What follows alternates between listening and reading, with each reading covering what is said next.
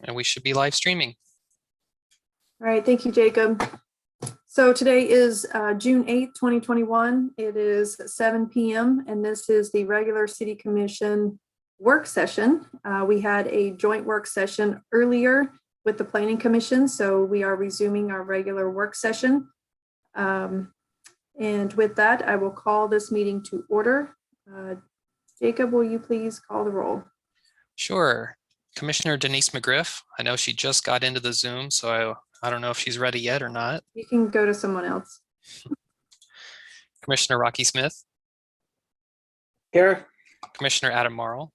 Here. Commissioner Frank O'Donnell. Here. Mayor Rachel Lyle Smith. Here. And Commissioner Denise McGriff. Present. Got it. All right, thank you. All right, so before we get started, I'd like to discuss public comment. We did get some public comment via email late in the day. As a virtual work session, it's really challenging. We generally do not accept public comment at our work sessions unless it's for subject matter expertise on a topic, and we kind of loosen those rules of allowing public comment if the commission agreed to a majority, and it was much easier when we were able to do that in the City Commission chambers. So at this point, if it's any subject matter expertise, we'll kind of have to already have it lined up and ready to go. So if you are in the public, I encourage you to send your public comments to us early in the day or before any of these work sessions so that we have a chance to read your public comment, and you're welcome to watch by live stream. So with that, we will start our work session. And the first item up is future agenda items. Mr. Conkle. Thank you, Mayor. Evening, Commissioners. So we have before you what we're anticipating. Actually, we had a discussion with Katie and I had a discussion with the mayor today. We were able to secure, as you may recall, the geologic hazards codes that we were looking at. We were asked, the commission had asked for Mr. Burns to be available. He is actually confirmed for that July 13th date. So we're actually going to go back and we're going to be changing some of these items that we're bringing forward. We would anticipate still on July 13th, the joint work session with the Planning Commission, continuing the discussions that you just completed before this work session, potentially those geologic hazards review. The water rate ballot measure we'll be bringing forward on that July 13th date, and then potentially looking at cross street banners, and then moving the sidewalk street tree issue up in. It began with some questions about the sidewalk lifts up in Park Place back in to the commission in August, and sliding the cost recovery or deferred maintenance for parks and recreation to that August 10th, and then continuing with that House Bill 2001. Right. So a little bit of calendar changing here as we're able to get some scheduling in. Yeah, so yeah, a couple of things on that. Yeah, we are trying to prioritize items. If you all will recall that August 10th in that staff report has a follow-up on the request for recording pre-application meetings.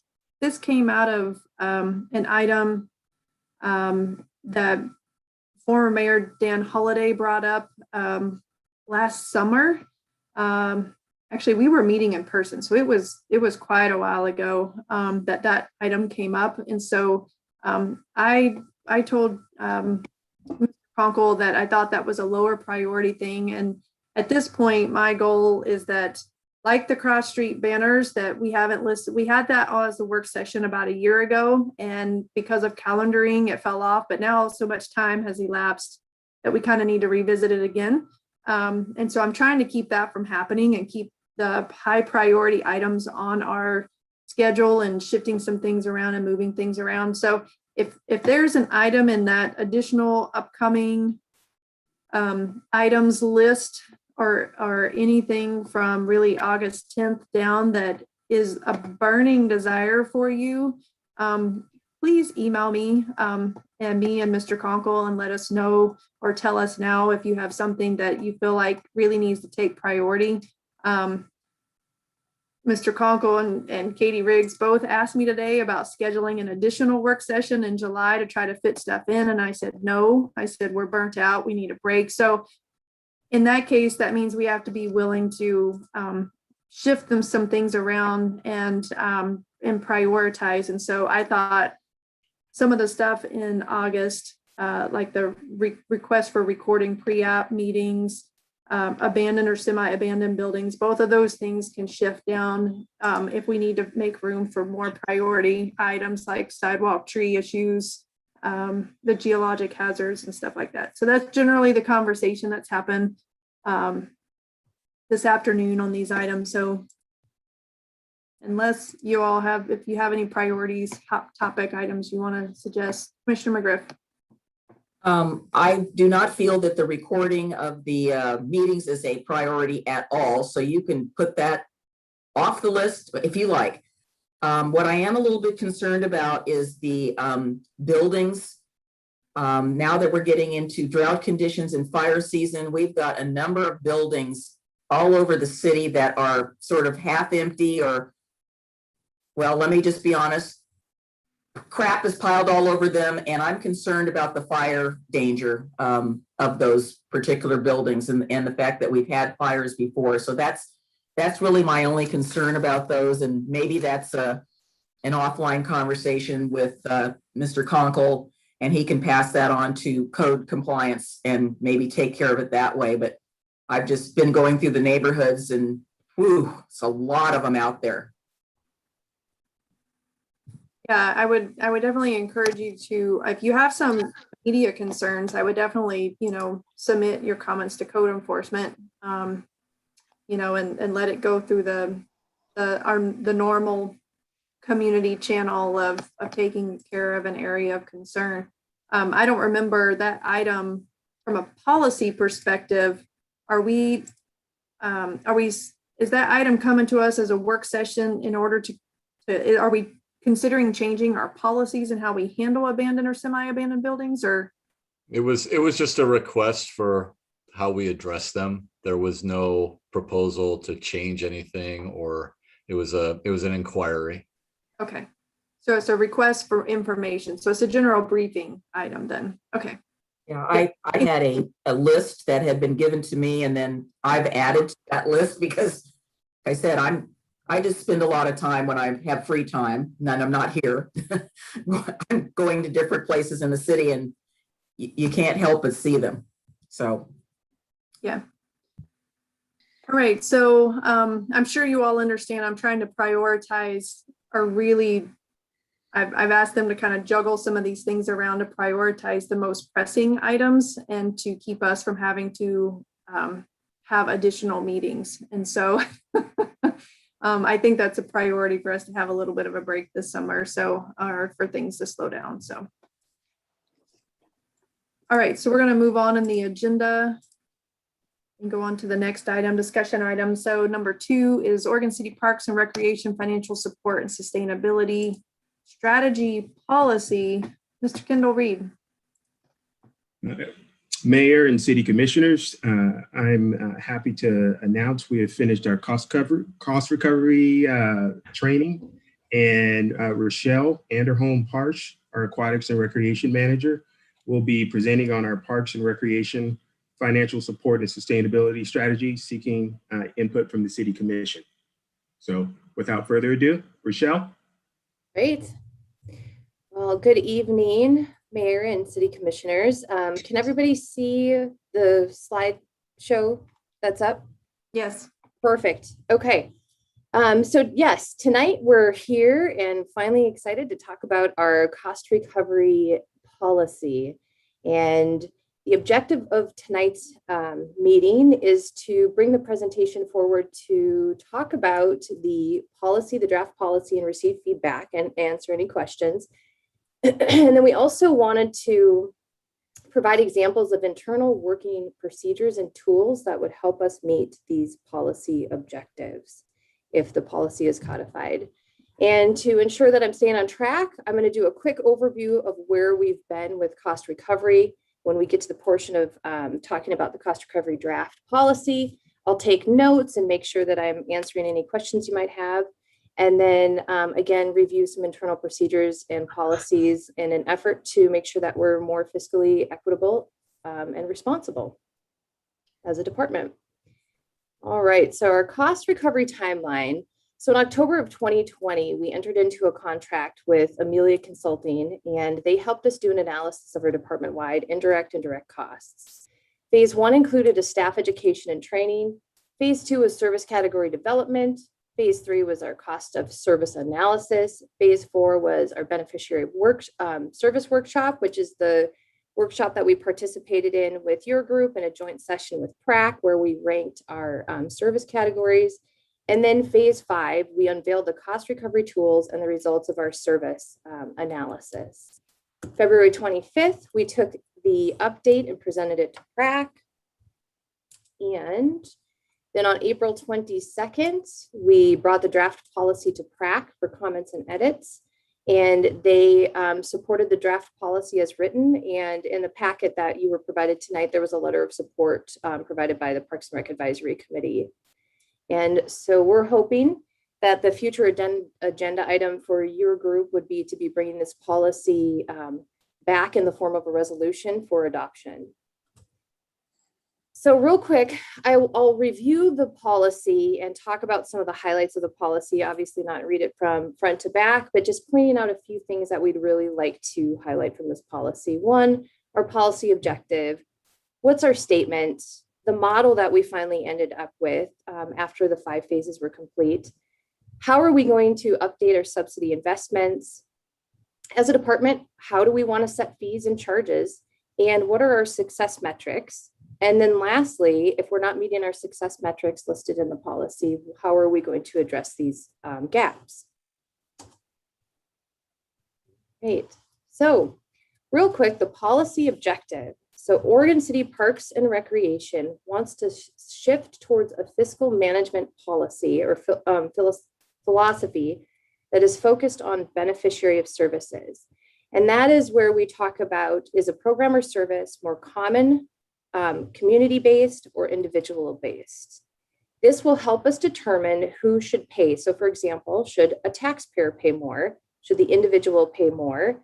Or potentially both? So are we going to subsidize a program, or should we ask an individual to pay a little bit more for the programs that might be more individual focused? So the statement of this policy, our intent is to create organizational resilience. This policy will set up a mechanism for revenue generation strategies and revenue and expenditure comparison. It's going to establish metrics, and then it's going to establish the department's financial stability in the near and long-term future. The model that we ended up with is called the Financial Support and Sustainability Strategy. And this model is in the policy, and it talks about our service categories, and it ranks it from on the lower left here, where this is more common good, all the way sliding to the right, which is your individualized, more specific, not fully inclusive programs. You can see on the left here, our common good would include like open access, community events, and then sliding all the way to the right, you have rentals, food, beverages, merchandise purchases, to name a few. So updating our subsidy investments. Service category cost recovery performance levels should be updated annually, and our subsidy and taxpayer dollar investment goals should be reviewed, analyzed, and updated at least every 3 years or more frequently as necessary. So our goal as a department is every year we're going to analyze our performances and how we're doing. At least every 2 years, we're going to take a look at our fee schedule, and we're going to analyze and update our fee schedule. And every 3 years, we're going to look at our investment goals. Is there room to improve? And then we're going to analyze that and update it. Okay. So pricing and setting fees. So our main way that we're going to price or set fees will be, the principal method will be the cost recovery pricing and our expense management. We're going to, or the cost recovery pricing is defined as determining a fee based on tax investment or cost recovery goals, and those targets are listed in our model that's in the policy. We're going to use other pricing methods as well, And those are listed in the policy, such as market demand-based pricing, competitive pricing, value-based pricing. And then we list various other pricing methods in the policy, such as penetration pricing. We have premium pricing, bundle pricing, and differential pricing. So to hold the department accountable and based on this policy, we're going to look at success metrics. So success metric 1, is it financially viable? So does our program or service meet the minimum tax dollar investment or cost recovery goals that are listed in our financial support and sustainability strategy? Success metric 2, what is the market position? So the capacity or maximum of a service, we would like to have it be at 75% or more. So an example would be if a swim lesson market analysis or position shows $100, our goal is to be at 75% or more of that market analysis. Success metric 3, we want to increase new users, and especially from groups of specific target populations and underserved portions of the community. And so this would be our goal. Are we increasing new users?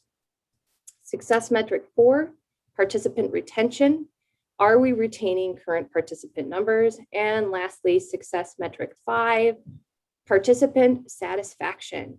So we will be stepping up the game and taking surveys and making sure that our minimum satisfaction is 85% or higher. Okay. Next, if we don't meet these metrics that are listed in the policy, how are we going to address these gaps? So again, we're going to analyze our programs and services against the success metrics listed on the previous page. And we're going to talk about analyzing direct and indirect costs of providing our activities and programs. So to do this, we're going to measure the ratio of direct and indirect costs. We're going to identify cost reduction opportunities, and then we're going to implement those cost reduction opportunities once they're identified. Number 3, suggest market increase commensurate of cost recovery goals. So again, conducting a market analysis and then identify opportunities to capture a larger market for our programs and services. We're also going to think creatively and strategically and look at potential ways to increase sponsorship, volunteers, donation, potentially a pay it forward opportunity, and that will help us meet those metrics. And then number 5, if we are not succeeding in a certain metric area, then we will consider divestment of a program at the end of a 2-year strategy term or potentially sooner. Okay, so switching gears just a little bit, and this is just talking about our tools and procedures as a department. So Kendall and his team, we've come together and we've been identifying, looking at tools and procedures that if this policy is codified and we can use it, how as a department are we going to make that happen? And so one of the things that we've identified is, as a department, what is considered a city-sponsored event? So we put a table together, we came together, we provided input, and we talked about, okay, a city-sponsored event is going to include things like our logos on publications. It's a fully inclusive, serves the betterment of the full community. A percentage of our indirect and direct costs are dedicated to the event or program. And then rental fees and facilities and shelters and green spaces might be waived. And there will be an expectation that, and an understanding that the department will not meet our cost recovery target, and a larger portion of tax subsidy will be used to cover the event, activity, or program cost. So to help us identify, again, on what is a department-sponsored event, we dug one layer deeper and we looked at our rental tiers. And we established 4 different rental tiers. And again, this would point back to the codified policy so we can meet those metrics in the policy. So the first tier would just be your standard rentals. That would be under groups under 100 attendees, simple shelter use, and they can reserve online. We have a tier 2 system, which would be for private rentals or groups that are renting above 100 attendees.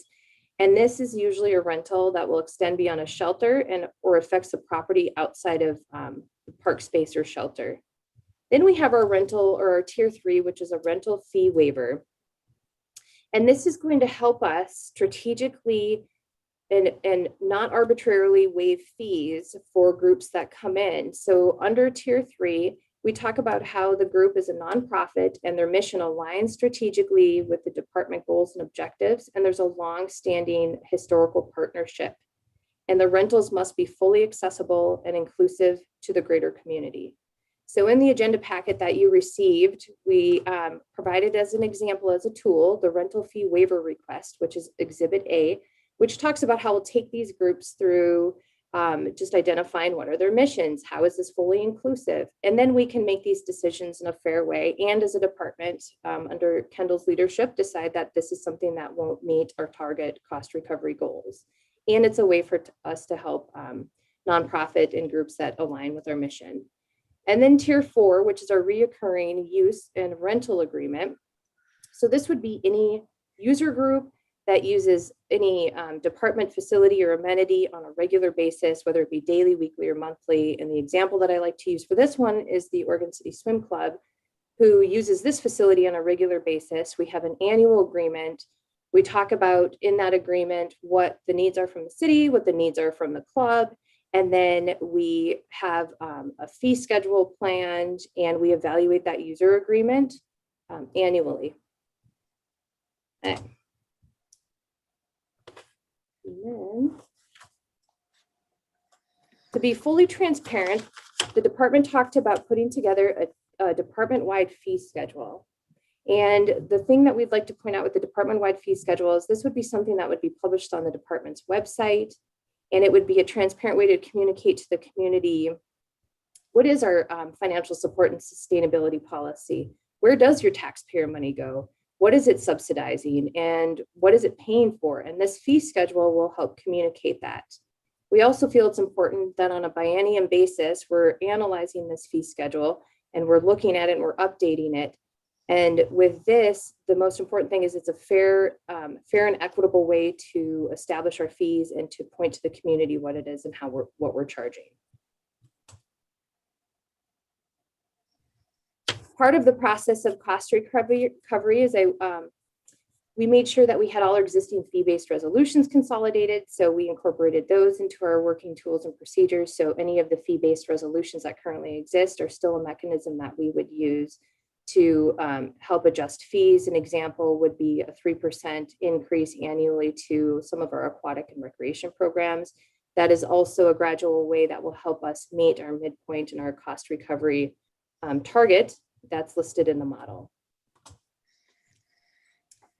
So to crunch a few numbers and to give an example of what it would look like where we're currently at, and if we started to enact these tools and procedures to eventually meet the codified policy, you can see in 2019, and we pulled these numbers directly out of the software that we were given by our consultant.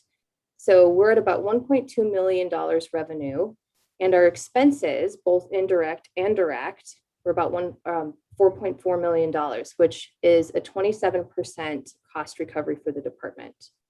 In the middle here, this is our midpoint targets based on the model provided in the policy. And if we were to reach our midpoint over the next several years, you can see that the increases would be about $1 million or 2.2 million, increasing our department's cost recovery by 49%. Some of the things to point out, there's some areas that this consultant and this work has really helped us identify as far as places where we could focus a little bit more on our cost recovery efforts. And you can see it's under drop-in access. We have some room for improvement under rentals. And what we discovered under our rentals is it's an expensive service and program to offer because of the indirect costs and the direct costs. And we were waiving a lot of those fees. So we're taking a really good look at where we can improve and improve some of our cost recovery. And rentals are higher on the continuum of the model as far as individualized use. All right, so next, I'm wrapping up the presentation portion and we'll take comments and questions, but just to let the commission know where we're hoping to go is we're going to incorporate the feedback from the commission and then if necessary and for additional review, bring the edited version back to the commission work session in July. And ultimately, we're hoping to bring a resolution to the city commission that codifies the financial support and sustainability policy. And then the department would like to start implementing some of our tools and procedures, and that having the policy become effective sometime in the summer of 2021. So that wraps up my presentation portion. And I guess, Kendall and I are ready to answer questions and take feedback, and looking forward to hearing your thoughts. All right. Thank you, Rochelle. That was a really in-depth and informative presentation. And I was thinking of Commissioner Marl that he missed out on that exercise that we did earlier with the service categories and the beneficiary analysis, which I thought was really helpful when we did it as a city commission. Helpful for me personally to think about the services that we offer and who it whether or not it is more helpful for an individual versus a service that really provides a community benefit more than an individual benefit. So I really appreciated that exercise, and it was helpful. So I'm sorry that Commissioner Marles missed out on that. So you're playing catch up as usual, but does anybody have any comments? I don't see any hands raised. So I guess I'll just say, I mean, in general, I think it all looks good. We reviewed all of it before. And I think we're on the right track.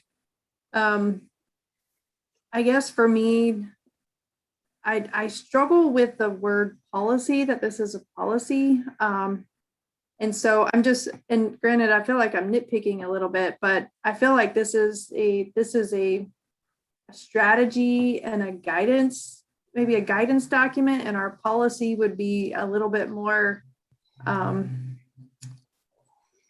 specific on fees but I don't know, I'm wordsmithing, but I'm struggling with folks how this document would be used as a policy. So I don't know, Rochelle, if you have any comments on that, of like, what's the next step? And is policy the right word for this document? Thinking of the future next steps of what's coming with fee schedules and stuff like that.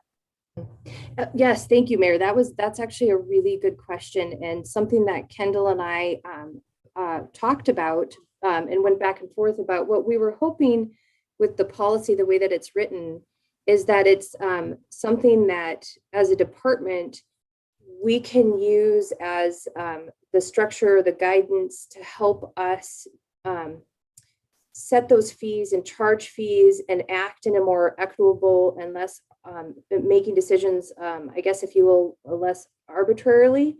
And that's why we felt it was important to bring it before the commission in a form of a policy. So then this would be our guiding document that has received the support and backing from the commission to, incrementally raise these fees and provide a target to work towards. And also that's why we decided to, we felt it was important to show you the tools and procedures that would get us to this policy. So I don't know if I answered that question, but I think it's the support from the commission that we're looking for, that that the cost recovery work that could be our guiding policy moving forward. Kendall, did I cover that pretty well, or anything to add? Yes, and so what we're looking for is for you to be able to sign off on us using this methodology so we can come up with the master fee schedule, and we have the support and the backing of the city commission and the buy-in. So when we're presenting this information to the community, they know that it's already been signed off on. It's already been properly vetted, that we're being transparent, we're being fair and equitable. And this provides that structure for us to do that. And that's why we brought it to the city commission to sign off on it. We already have resolutions in place that hit at different aspects of this, but this kind of summarizes the direction that we want to go. Okay, Commissioner O'Donnell.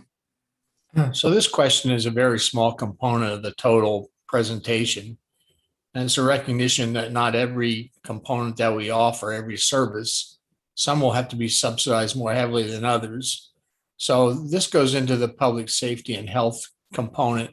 Do we currently offer swim lessons of any kind for infants or beginner or advanced? Do we participate either with staff or financially?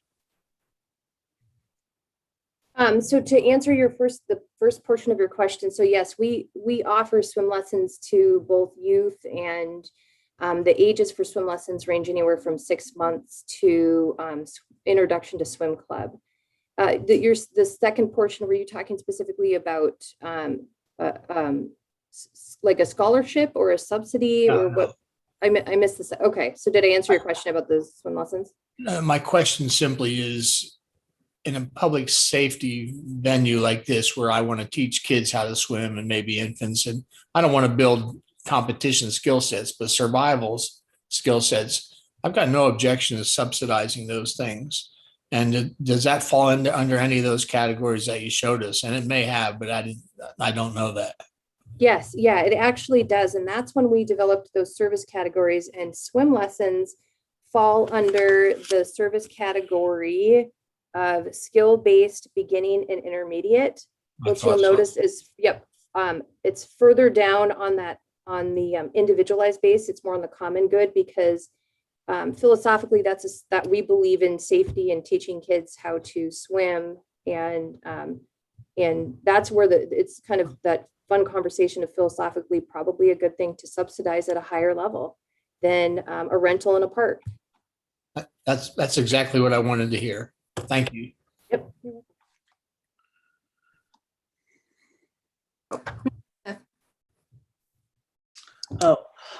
So I have a question. I'm trying to read the first paragraph on Exhibit A, the rental fee waiver request.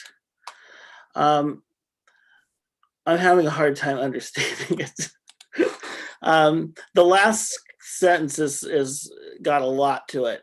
If your organization is publicly funded, comma, has a historic relationship with the department of 15 years or more, and or is considered a resident.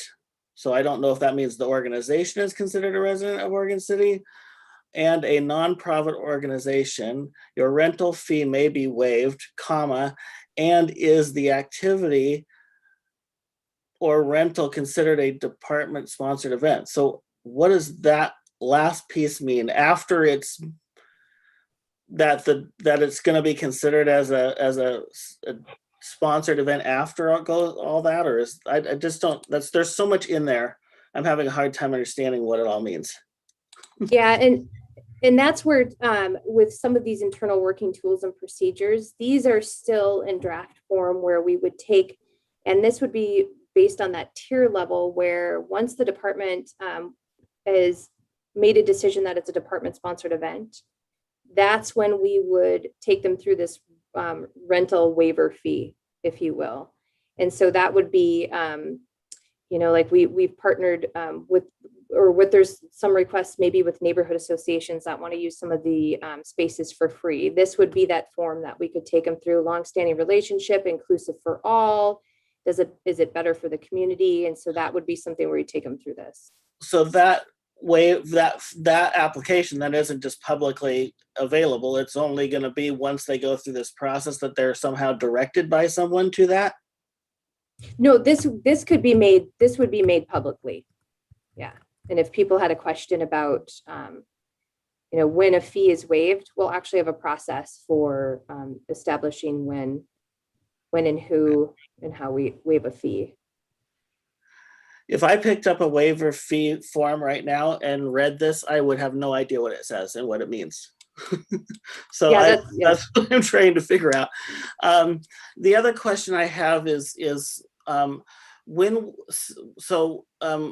all of our park facilities or city facilities are managed by the city. So in an event like the End of the Oregon Trail Interpretive Center, are they handling building rentals through I know they have been. So how does that align to, comparisons with our city rentals if they're still, renting at a different rate or a different strategy, the people that manage our building rather than what we would do in another city building. How do we balance that? And is it what is happening in being rented within the facility that's managed by, like, say, Clackamas Heritage Partners versus the park itself that surrounds the building? How do we deal with that based on what the city process or CHP process for use of the interpretive center?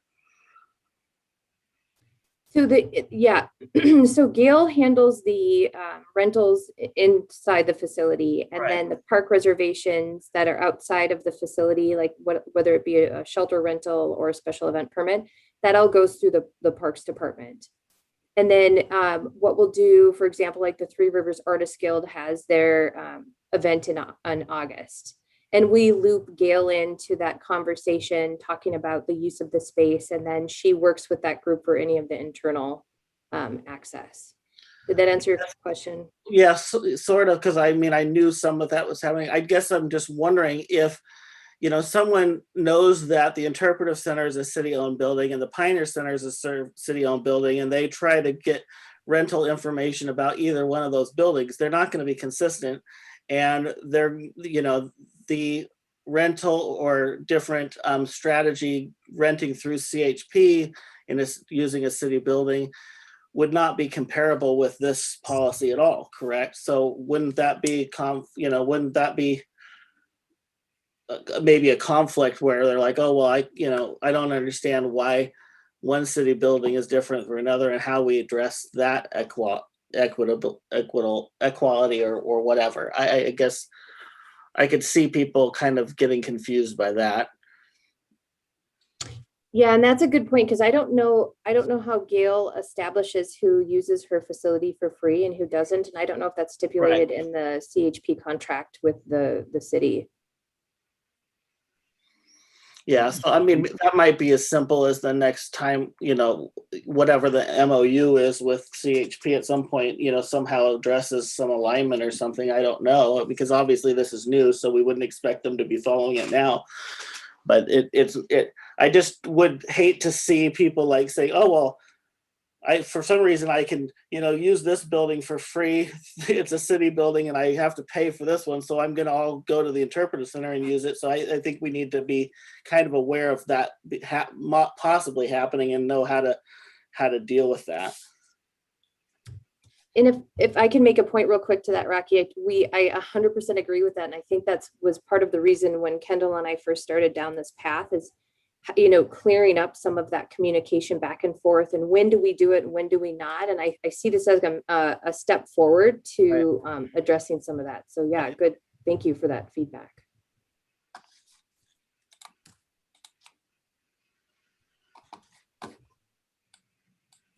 Commissioner McGriff.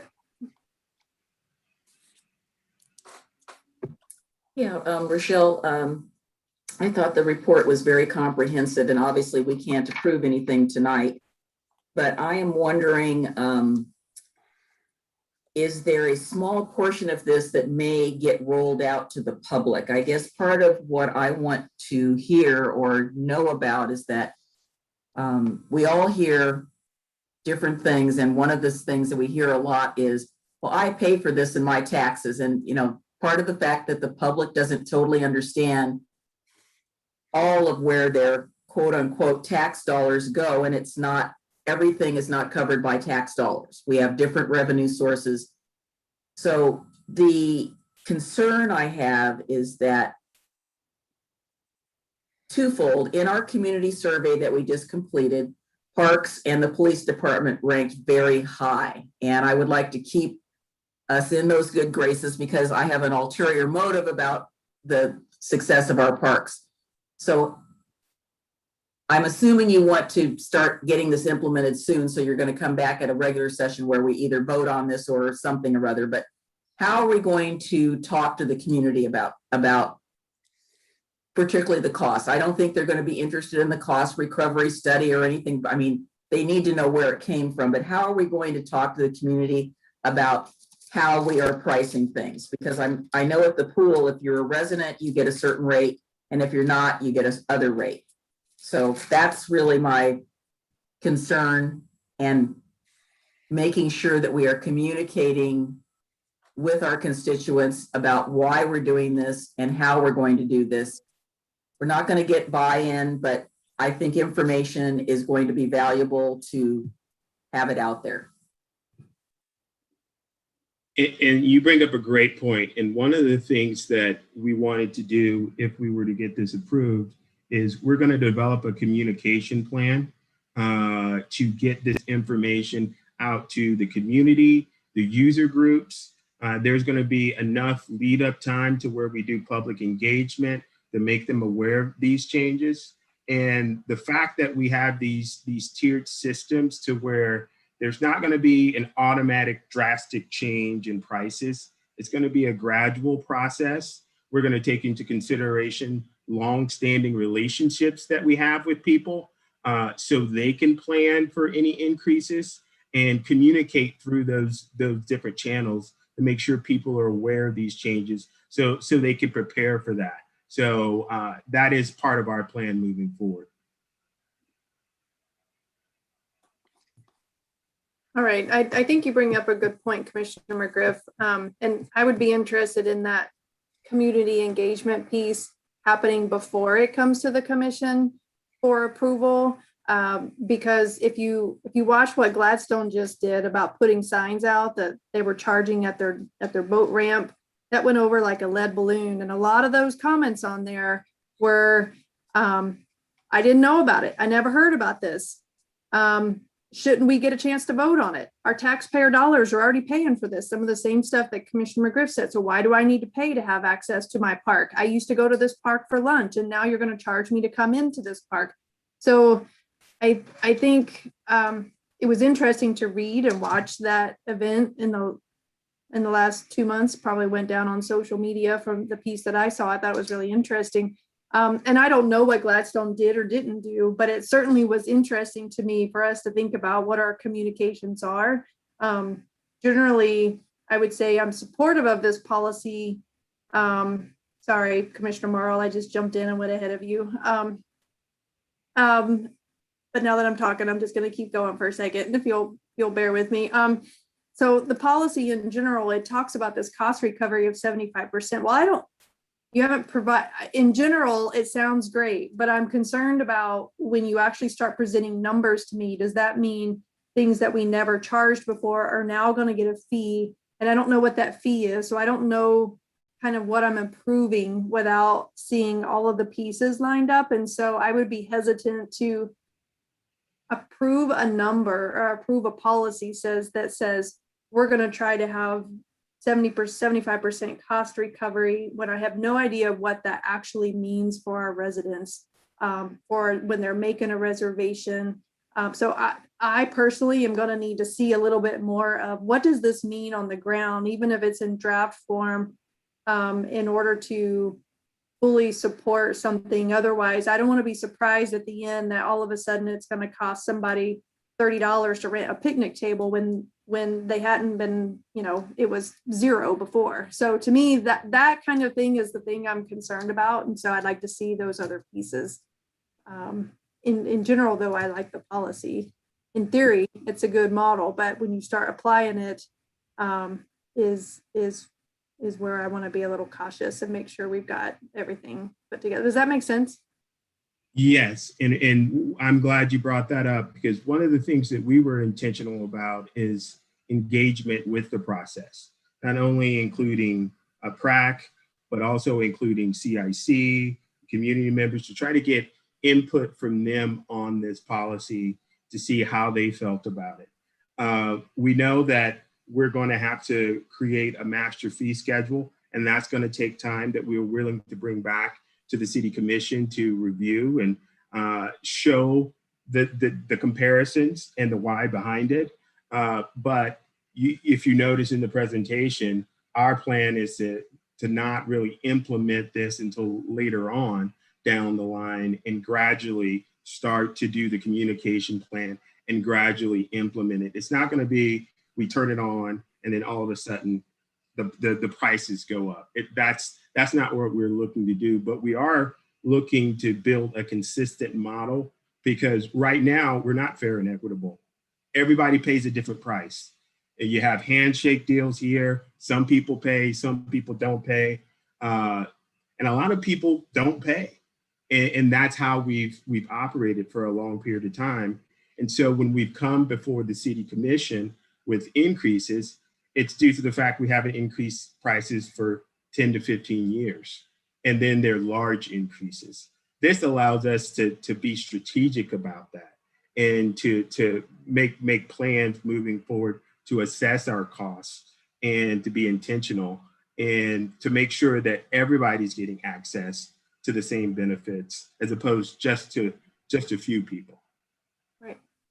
And I agree with you. I think the policy in general is great, but I think all of the people who generally would support that policy may change their mind if they came back and you came back and said, well, now it's $100 to rent a picnic table. They would have been like, oh, wait. I no longer like that policy. I thought it was great to do cost recovery before because it made sense, but I don't like those prices. So that's my only point. I want to make sure there's an alignment, and it's going to be hard for me to fully approve it until I see a little bit more, but just because, yeah, for those reasons. So I'll move on. Commissioner Morrow. Thank you, Mayor, and thank you, Rochelle and Kendall. My question gets to the section under resident and non-resident rates on the draft policy. It says residents of Oregon City pay property tax that are used to subsidize department services. Therefore, it is important to establish a methodology to subsidize programs at a higher rate for our non-resident participants. And so I'm wondering why we would be subsidizing the programs at a higher rate for non-residents, given the sentence before that noting that Oregon City residents are the ones paying the property taxes. Yeah, and thank you, Adam, for that comment. So part of what we're trying to do again is align the practices of the department. And so aquatic programs and recreation programs do assess a resident and non-resident fee. And the reason that they're looking at the taxpayer that is an Oregon City resident subsidizing it at essentially like what you said at a higher rate is because they pay to write the taxes into the general fund that subsidize some of the programs. And so for users that are outside of the what is determined as a resident, they're not paying that into the general fund that essentially subsidizes the programs, a lot of the programs that we offer. And so that's where that 50% increase at a cap of $20 comes into effect, is just asking the individuals that are outside of the resident boundary to pay a little bit higher of a rate because they're not paying into the general fund that offsets those. Okay, that makes sense. Because I was confused because the way it's worded makes it sound as though non-resident participants are going to have higher subsidies. Okay.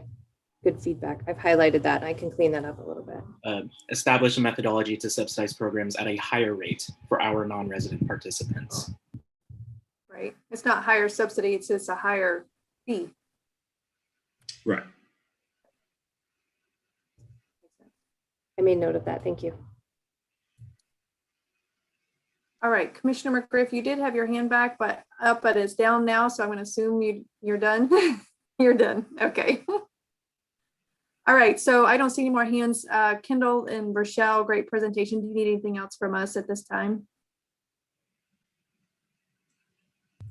Can I clarify next steps? So I took the feedback about the policy.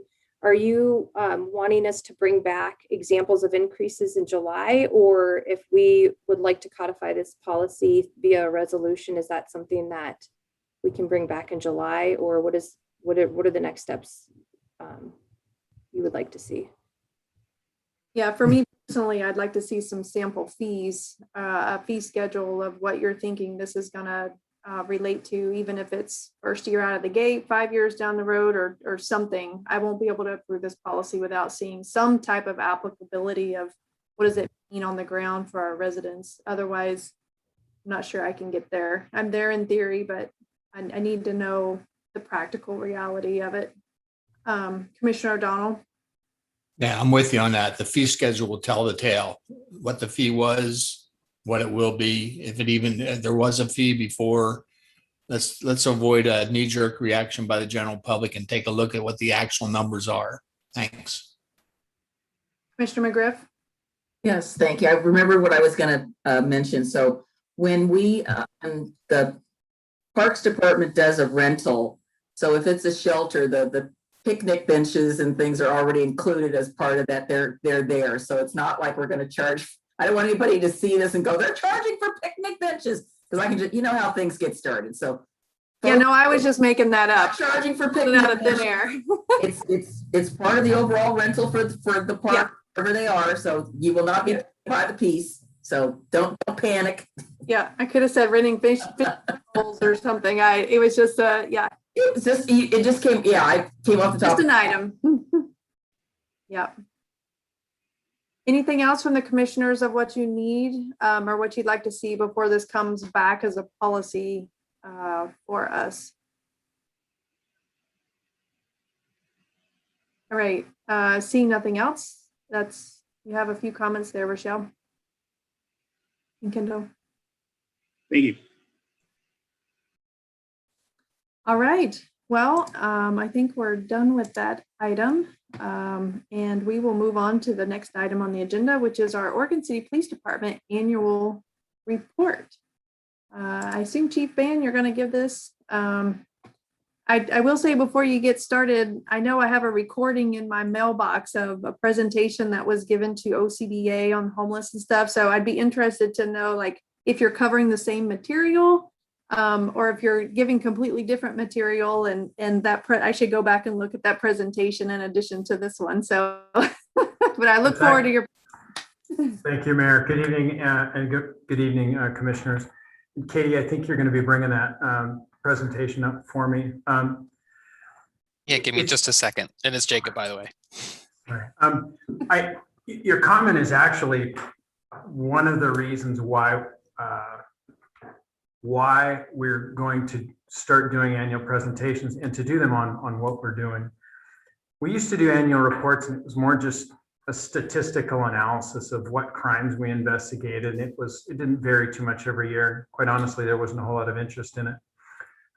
In light of the times and everything that's been going on as it relates to policing, it just really seems like it's an important time for us to talk about our police department, not just sort of statistically what we do, but how we do what we do. And to your point about homelessness, I do notice that at meetings, about the only time we ever really talk about the police department is now that the building's finished. We used to talk about that occasionally, but it's homelessness. And there's a mountain of things that are happening out there in the community that our officers are doing every day. And so this is actually not going to have anything related to homelessness really in it. And that's on purpose. It's to talk about what we spend a lot of time and effort doing, and some of that in context to some things that are going on nationally, locally, and questions that our community's having these days. So can you advance that, or am I advancing?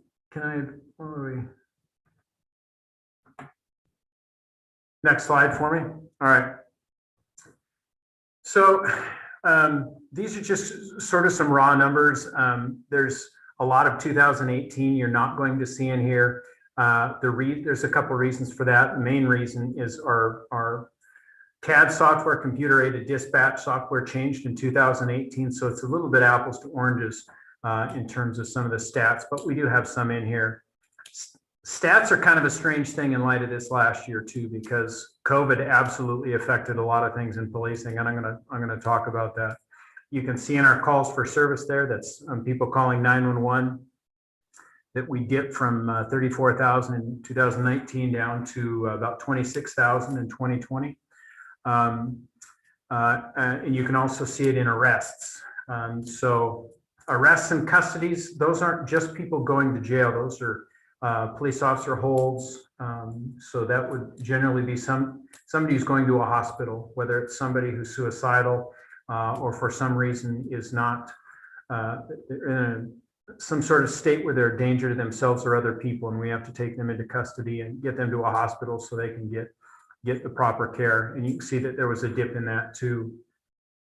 One of the things that doesn't get talked about a lot right now with COVID is you have to do quite a bit to get arrested and put in jail. The jail, if you think about the close quarters There's a lot of risk there. And so we've really been limited in terms of lower level crimes of who we can take to jails. And it's, one thing that sticks out, we had like drunk drivers going to get a citation. They're not going to go get booked into jail, and they're just going to get taken home. And that's kind of a strange thing for us. And it's been challenging with people who are maybe more of a behavioral problem. They're committing lower level crimes, but the jail won't take them. And so from a behavioral standpoint, us trying to figure out exactly what to do in a problem solving sense. Death investigations. A lot of people don't realize that police officers respond to a lot of death investigations. So that would be an unattended death if you are on hospice or under the care of a doctor, somebody who's dealing with an advanced stage of cancer or some significant illness. That isn't necessarily an investigation we're going to go do, but suicides or other questionable deaths, 2 homicides, we're going to go out and investigate with the medical examiner's office. Suicide threats. So those are people who are reporting that they want some help, or a loved one or friend is reporting on behalf of somebody else that somebody's contemplating suicide. And that's a place where we're going to go get involved and respond, make the scene safe, and try and get them the sort of help that they need. And I'll talk about our behavioral health specialist a little bit later, and that is certainly a resource for us now. Suicide attempts. Unfortunately, we go to a lot of attempts, and that's either successful suicides or people who have tried and have not necessarily completed the act, but very challenging, very stressful for our officers, and really tragic. Honestly, in my years of policing, suicide is one of the hardest things to respond to and understand. And we certainly go to a lot of those every year. Can you go to the next slide? I don't know any way to do that here. I'm going to tell you too, I'm going to kind of talk fast. This is going to take 35 minutes without questions. I'll have time for questions at the end, but certainly if you have questions as we're going, feel free to ask. I'm not going to go too deep dive into this, but this is our top 40 of the things that we get dispatched to. And so these are when an officer goes out on their computer. Traffic stops obviously are the thing we're doing more than anything else. You can see follow-up, suspicious person. That's a very high number. Over 1,300 of those a year where somebody's seeing a suspicious person somewhere and they just want them checked out. Domestic disturbance, you can see there at over 700. That's a lot. Those are obviously dangerous. Those are everything from fights to arguments to all manner of problems with families, friendships, and you can kind of see the numbers of how that breaks down to the things that we go to. Next slide. So narcotics are an interesting thing right now. Measure 110, my experience in the community of questions with when people realized what Measure 110 really was, I think it made a lot of people nervous. We are certainly feeling like this is the great experiment as hard drugs have been decriminalized. So what that means, if you have a user amount of heroin or methamphetamine or the other hard drugs, that goes from what used to be a felony to either a citation for $100 or an assessment. And the assessment is just something that you do that will give you some information if you want to go into treatment. And the idea is making treatment more readily available. Many people think that people who were arrested for possession of these major crimes were put in prison. That was just not the case. I will not sit and tell anyone that the war on drugs has been a success. But where we were successful with drug court was getting people who were otherwise unwilling or unable to get into treatment. So you had a little bit of a pressure the courts could apply to get people into treatment.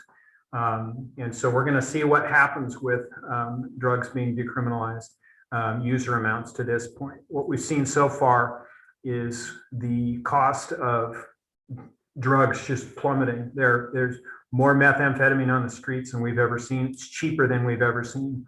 The amounts being seized in raids are from ounces literally to pounds. It's unbelievable how much methamphetamine is here and how cheap it is. Heroin continues to be a problem.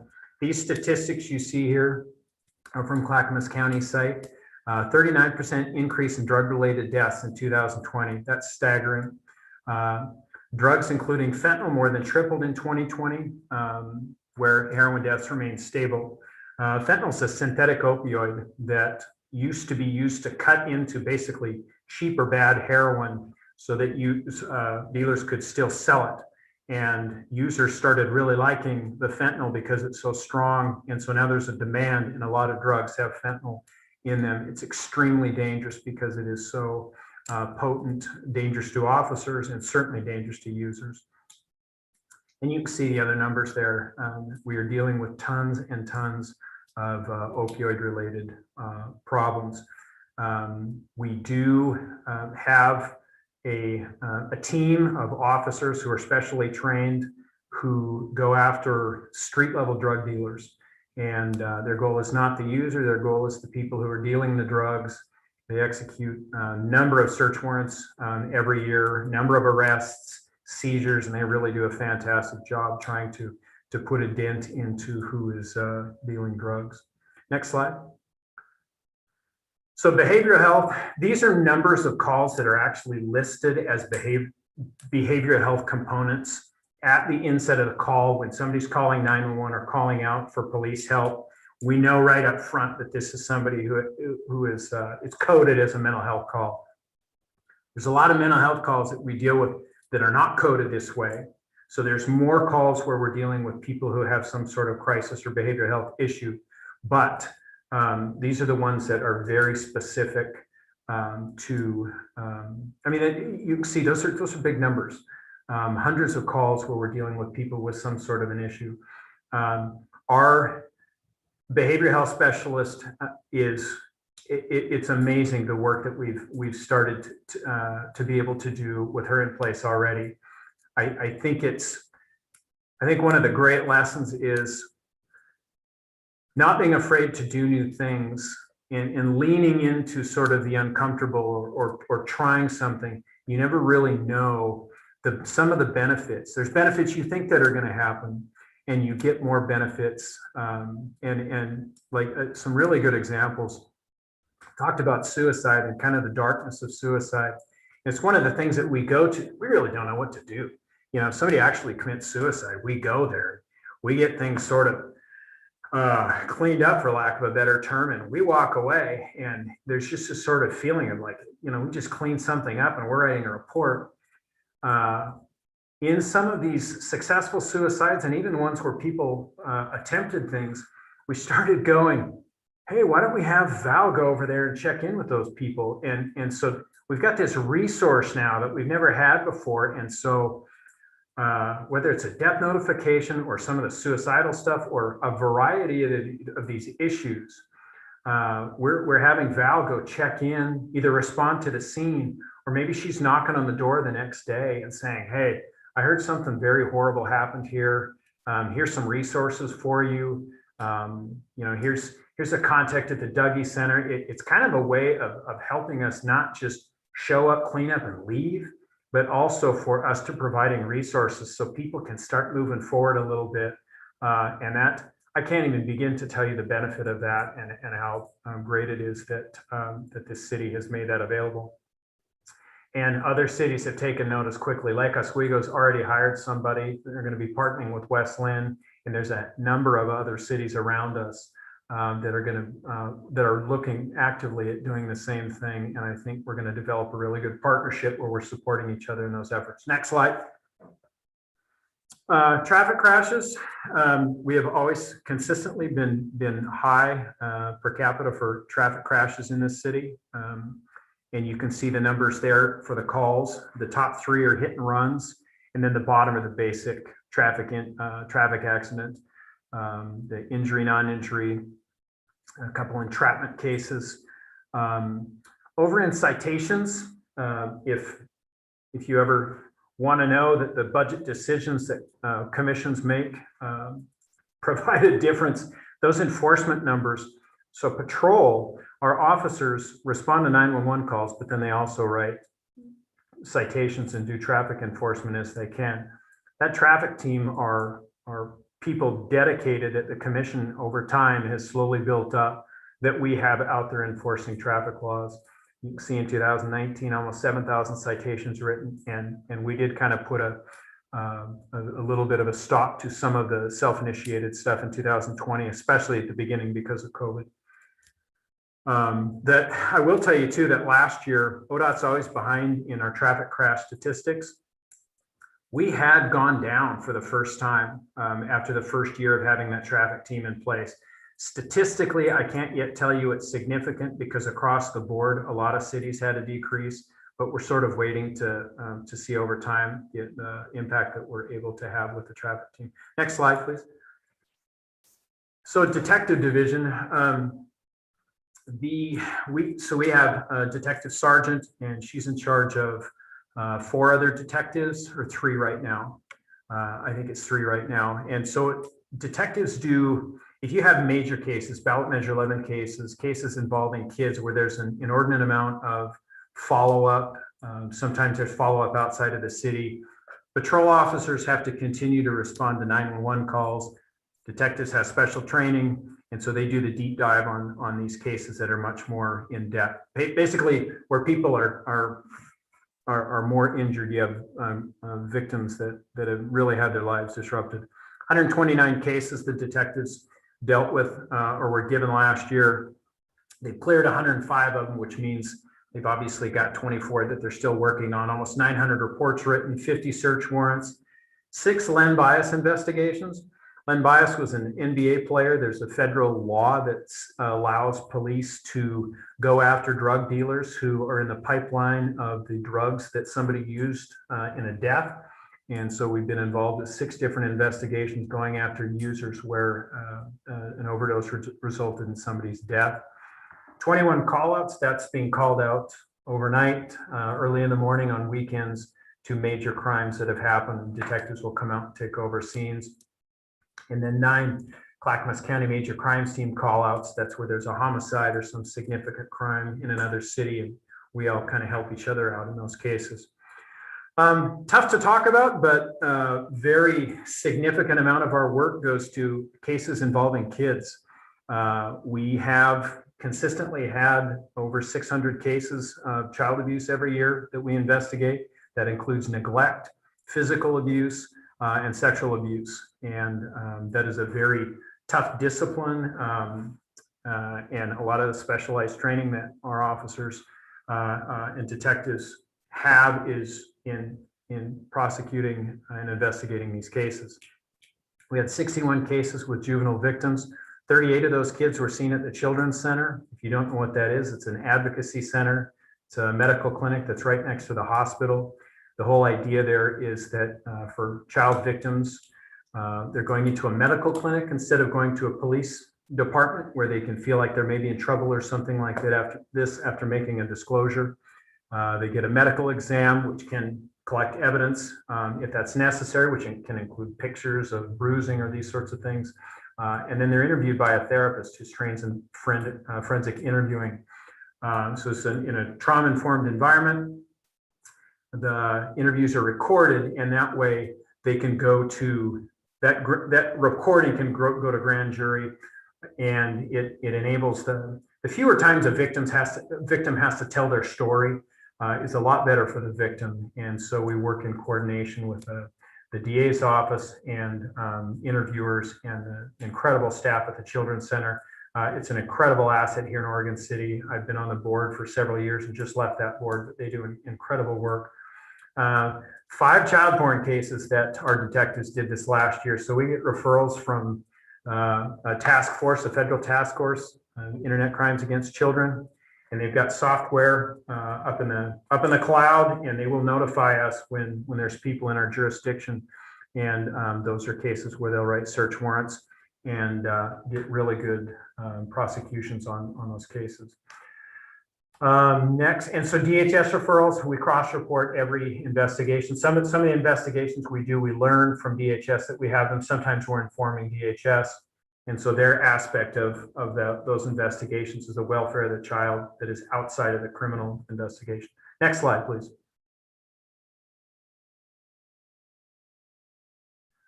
So these are just some highlights of some of the work and the impact that detectives make. I think our biggest sentence this year in a sex abuse case was 30 years.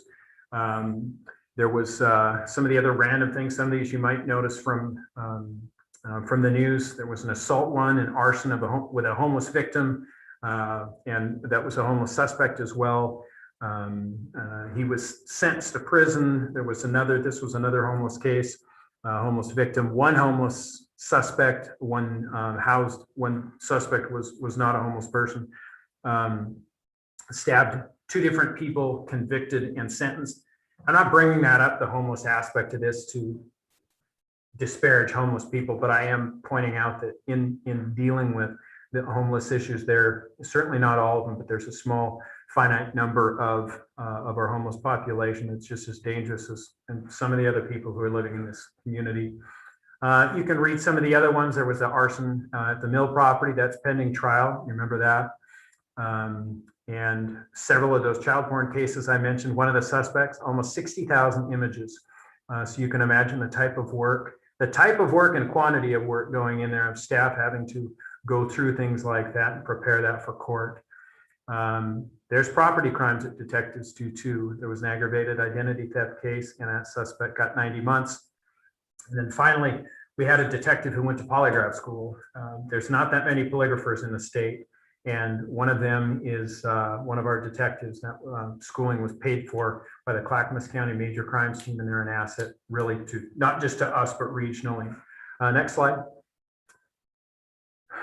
Code enforcement, not going to go too deep into this. We do get a lot of questions about why is code enforcement not more proactive and out on the street looking for things to do. You can see there that they're just under 1,500 cases each of the last 2 years. The number one highest complaint that they get has to do with vehicles, traffic and parking, a lot of things in neighborhoods, and you can see some of the other numbers there. We are going to have some fresh blood in code. Nancy Bush is retiring in a couple of weeks here, and I don't know if the person we're hiring's made it public yet, so maybe I'll wait before I announce who that is. Next slide. So next slide then. One more, thanks. So I'm going to get into the transparency piece a little bit. I think these are some of the things that our public really wants to hear from us, and some of these comments and some of the interaction with Unite, the folks at Unite, just some ideas led to us putting some things on our website that have never been there before. And so we've got our use of force policy up there. We've got links to this STOP program and our statistics. Basically what this is the legislature put in a law in 2017 to address concerns about whether or not police were racially profiling. And so all agencies were required to start collecting data, and it was on self-initiated activity. It wasn't, so if somebody called and said, hey, somebody just stole my car stereo, and an officer went to an area and started looking for somebody, that's not self-initiated, that is them being called to a scene. So this relates to officer decision-making, and are they targeting anybody of a certain ethnicity in traffic stops, pedestrian stops, or on a vehicle. The elements of what were being created or collected: date, time of the stop, location, race, ethnicity, age, and sex of the pedestrian or operator of the motor vehicle, nature of the stop, and then what the disposition was. Next slide, please. So here's 2019, and of about 4,000 people stopped. You can see the percentages there. It is a little unique for communities like ours in that there are, say, a Westland. Most people go to Westland, live in Westland. There's a lot of people who come to Oregon City who may be coming here for wanting to do some business with the county buildings. We're a county seat. And so we do have a little bit more traffic than some other cities might. Go to the next slide. And then you can see 2020, those stats broken down. That information is collected and reviewed by the Criminal Justice Commission. And if there's anomalies or problems or trends that they see, then they reach out to agencies. And I believe they also reach out to our certification agency, the Department of Public Safety Standards and Training, and kind of talk about what could be going on or raise any issues if they see any. Next slide. So use of force, this is something else that we normally have never really talked about, but understandably, people want to know. In 2020, there were 42 times that we used force against somebody that we were taking into custody. You can see the numbers for 18 and 19, 41, 45, fairly consistent. 73 use of force reports written. There's a higher number of reports written and incidents because at any incident, you may have 2 or 3 officers actually using force, and every officer at an incident using force is required to write a report. Those reports are, they're in depth. They basically go through an officer's decision-making process, and it's connected to our policy. It's connected to case law, the things that we follow that justify our use of force include those things an officer seeing, prior knowledge, and then what type of force they used, and then whatever aftercare, what the outcome was, whether or not there were injuries. That goes through the entire chain of command. So it goes to their direct supervisor, which is generally a sergeant, goes to the captain, it goes to me. Every single one goes to that.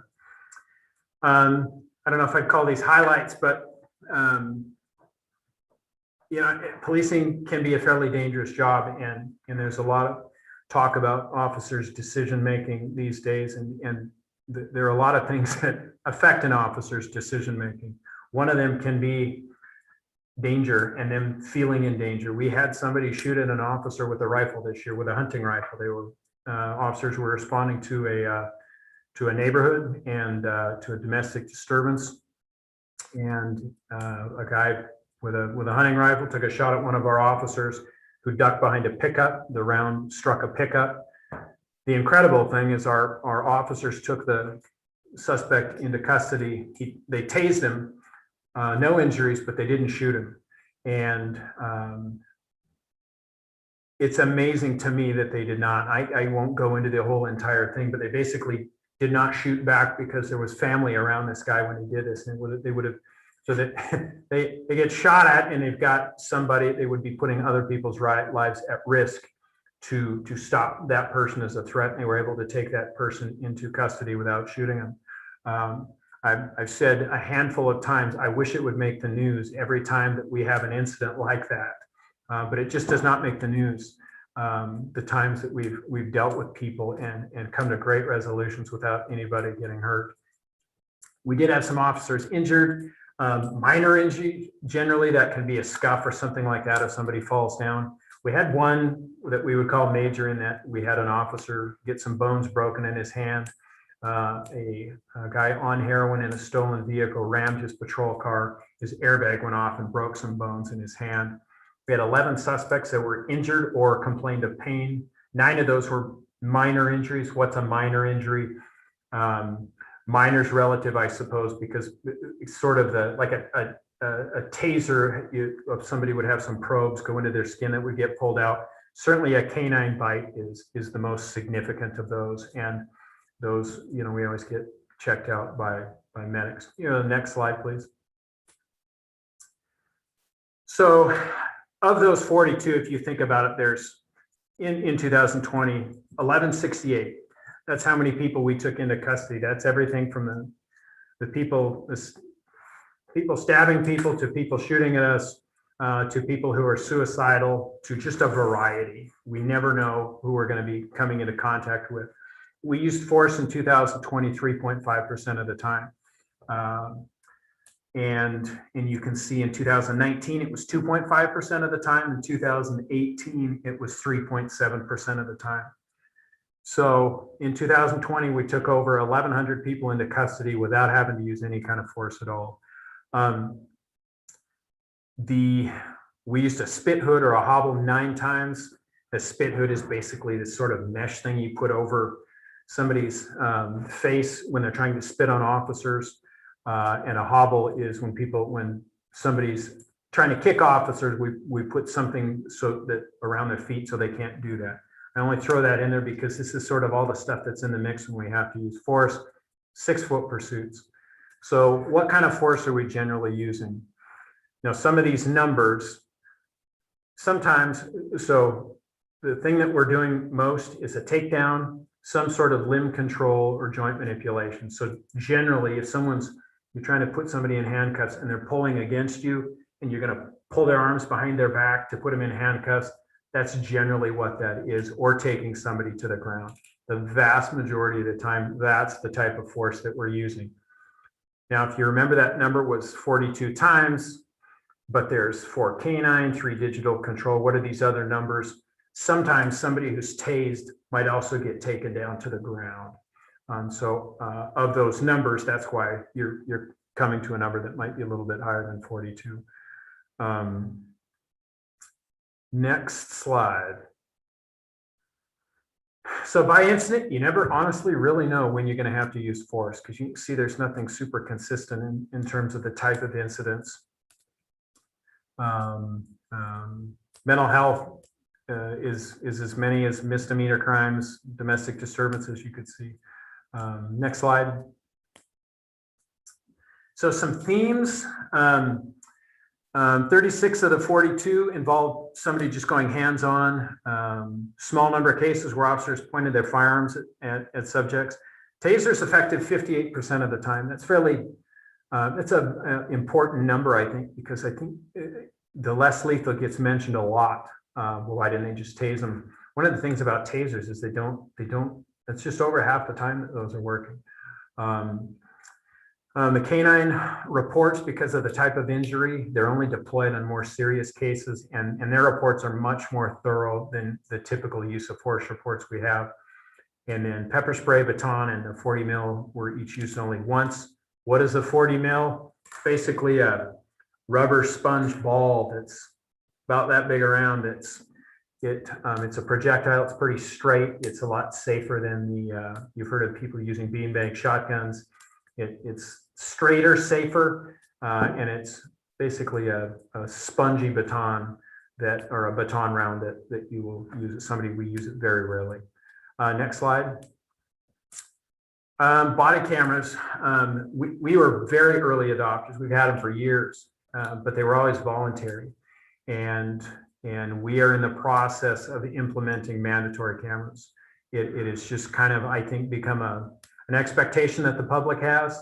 And I think the funny thing is a lot of cities officers are starting to reach out to their departments and wanting their departments to do it.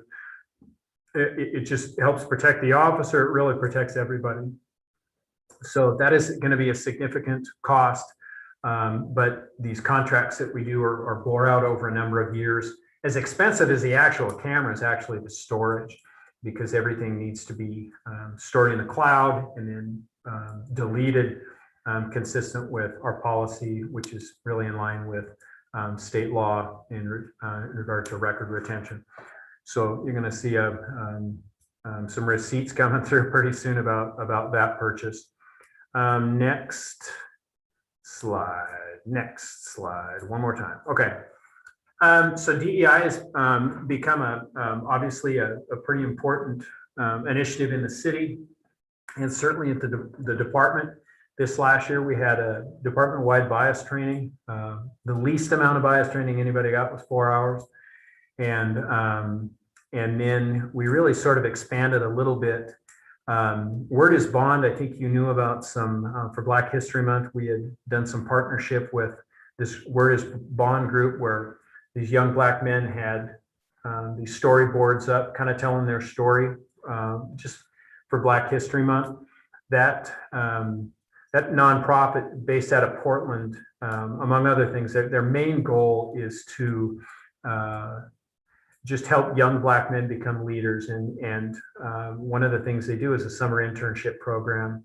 We had 2 officers go through it last year, and we're going to be involved with them again this year. We've done training with them too, and in kind of an ongoing engagement that has been really beneficial. Just good conversations and sort of getting learning how to lean into discomfort and making uncomfortable conversations comfortable, and listening and really sort of preparing ourselves for how this department needs to adjust to our changing community and public expectation. Hiring is a big piece of that. Now, I tell you that for a long time, any woman or person of color who applied with us got an interview. I think as we've really tried to look at hiring practices and figure out we need to do more than that, is how do we get people who might not otherwise apply to look at us as a welcome place, or to see that what they had to offer is something that we want. And I've been reaching out to some folks in Portland who are much better at this and more versed at this, trying to get good ideas. And that's going to be a continued initiative for us. Community engagement's another piece. Is with our job has always been to police the community where the community is at and what they want from us, and whether it's Unite or we've had a lot of conversation with the college. A lot of staff and students had a lot of questions about the officer that we have assigned there, and we had a couple big Zoom meetings with them and big engagement, just sort of talking about some of this stuff, and that's going to continue. And then policy review is part of that as well. Next slide, please. Wellness.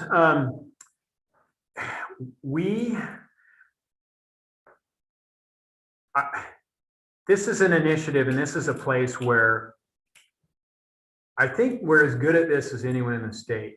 Bend is known for being really good in this area, and I think we have developed a reputation to be the same. To be totally honest, some of that comes from LibKey. In looking at our department and the effects of LibKey and seeing everything around, we as a management team looked at this and the importance of this through a completely different set of eyes, and we took it serious in a different way. My goal was to not lose anybody after that event. We have a peer support team that we formed from the ground up. We separated from a larger team to do things right. And I can tell you that some of the stuff that we're doing is now being adopted other places. We do a spouses dinner and really focus on family support. It never occurred to me when I was a young officer, but it certainly did post LibKey, that if you're in a law enforcement family, you're as committed to this profession as anybody who's wearing the uniform.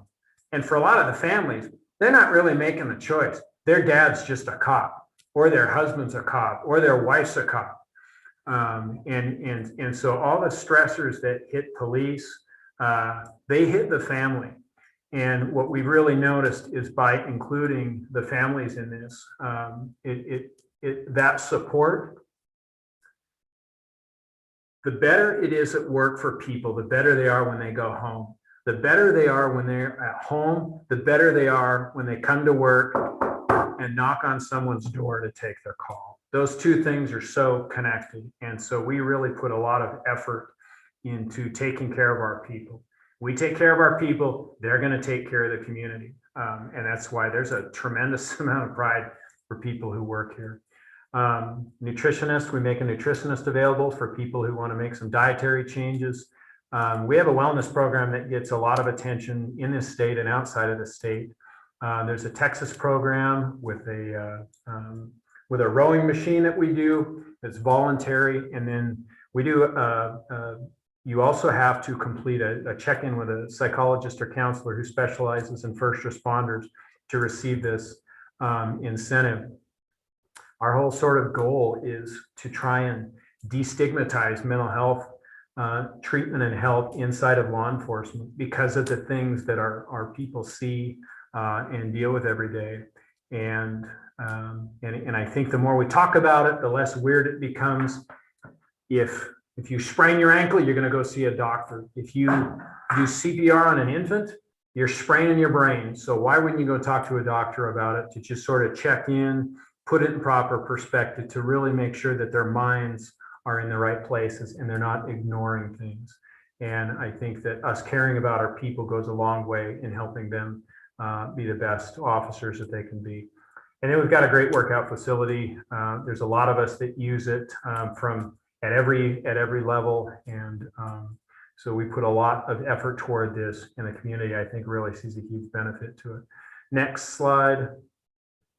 So I think this is my last slide. So future challenges, succession planning. There's a lot of turnover that's going to be happening. Basically, I and a lot of people came in. There was a mass exodus after a chief a lot of years ago. And all of us who got hired at once are getting ready to start retiring at once. 14 that sworn that can retire inside of the next 4 years. I'm retiring in 2 years. We got a captain who will have retired before that. 5 sergeants that can retire within the next 3 years. And we're being pretty deliberate on preparing the people behind us to come into those positions and to also understand why the department they work at. You know, a lot of people just work here, have never worked anywhere else. And so we're really trying to be deliberate to make sure that the city does not see a big change while you have so much new leadership coming into the department. Hiring, all this stuff you hear about in the news and people leaving the profession, and it is all here and it is all true. It's not rhetoric. The number of candidates that we're all fighting over is unbelievable. I can't believe how low it is, and it's a little scary. People just do not want to get into this profession right now, not the right people. And so that's going to continue to be a challenge for us. The funny thing is, we've recently hired people from Gresham and Portland and several other of the new people who are getting wooed by a variety of agencies. That wellness piece, that is extremely important to young people these days. And as people are looking at where to go, that is something that they have all mentioned in why they chose this city, is that reputation of us taking care of our people. It's really interesting. The evolution of policing, and all sorts of defunding the police, and all these conversations are taking place. How do we stay ahead of the curve and serve our community in a way that we're doing great work, we're transparent, we're creative, and we're meeting them where they need to be? How do we keep evolving and staying ahead of the curve? I won't go into qualified immunity too much, but there's bills out there looking at limiting an officer's protection from getting civilly sued. That's nationwide. And if you're an officer here and you're getting put into tough decisions or having to make a really tough choice, and you have to think about whether or not it's easy for somebody to sue you based on some crazy situations. Do you want to do this job? Are you going to disengage from anything that's really dangerous because you don't want to get sued and put your family's life? These are things going through officers' minds. And in this city, there's a lot of change coming to this city, from the courthouse going up to there's a ton of growth going on, to an ever-changing great group of people who are moving here. We want to stay on top of that and keep serving the city. The last thing I'm going to say, and I'm going to open up for questions, is our department is, I'm not saying this either, our department is honestly as good as it is, and we're not losing people, and the people care about working here because they know the community cares about them. You can't have that without being a good department. Those two things have to coexist. You see it in Portland. There's no community support, and it's really a mess up there. And so I just feel blessed, and I know our officers, that the support that they feel from this community in such a challenging time really keeps their heads held high. All of you are always supportive of them, and it really is a big deal. But it's also a weight to us. We see that as just a responsibility to stay sharp, to stay creative, to stay transparent, to do our best work. So that's my presentation. And if you have any questions, I would be happy to answer them. All right, thank you, Chief Van. That was a really good presentation.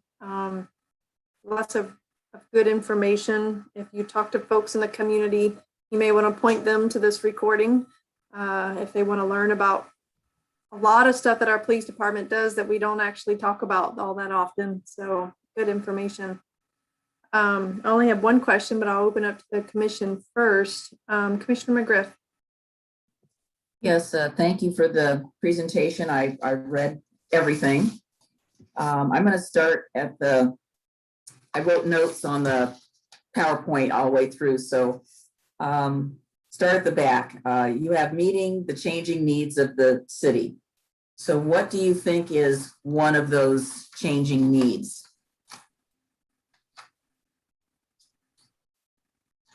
Well, I think the changing needs of, are you talking about the last bullet point Yes. in my presentation? I think that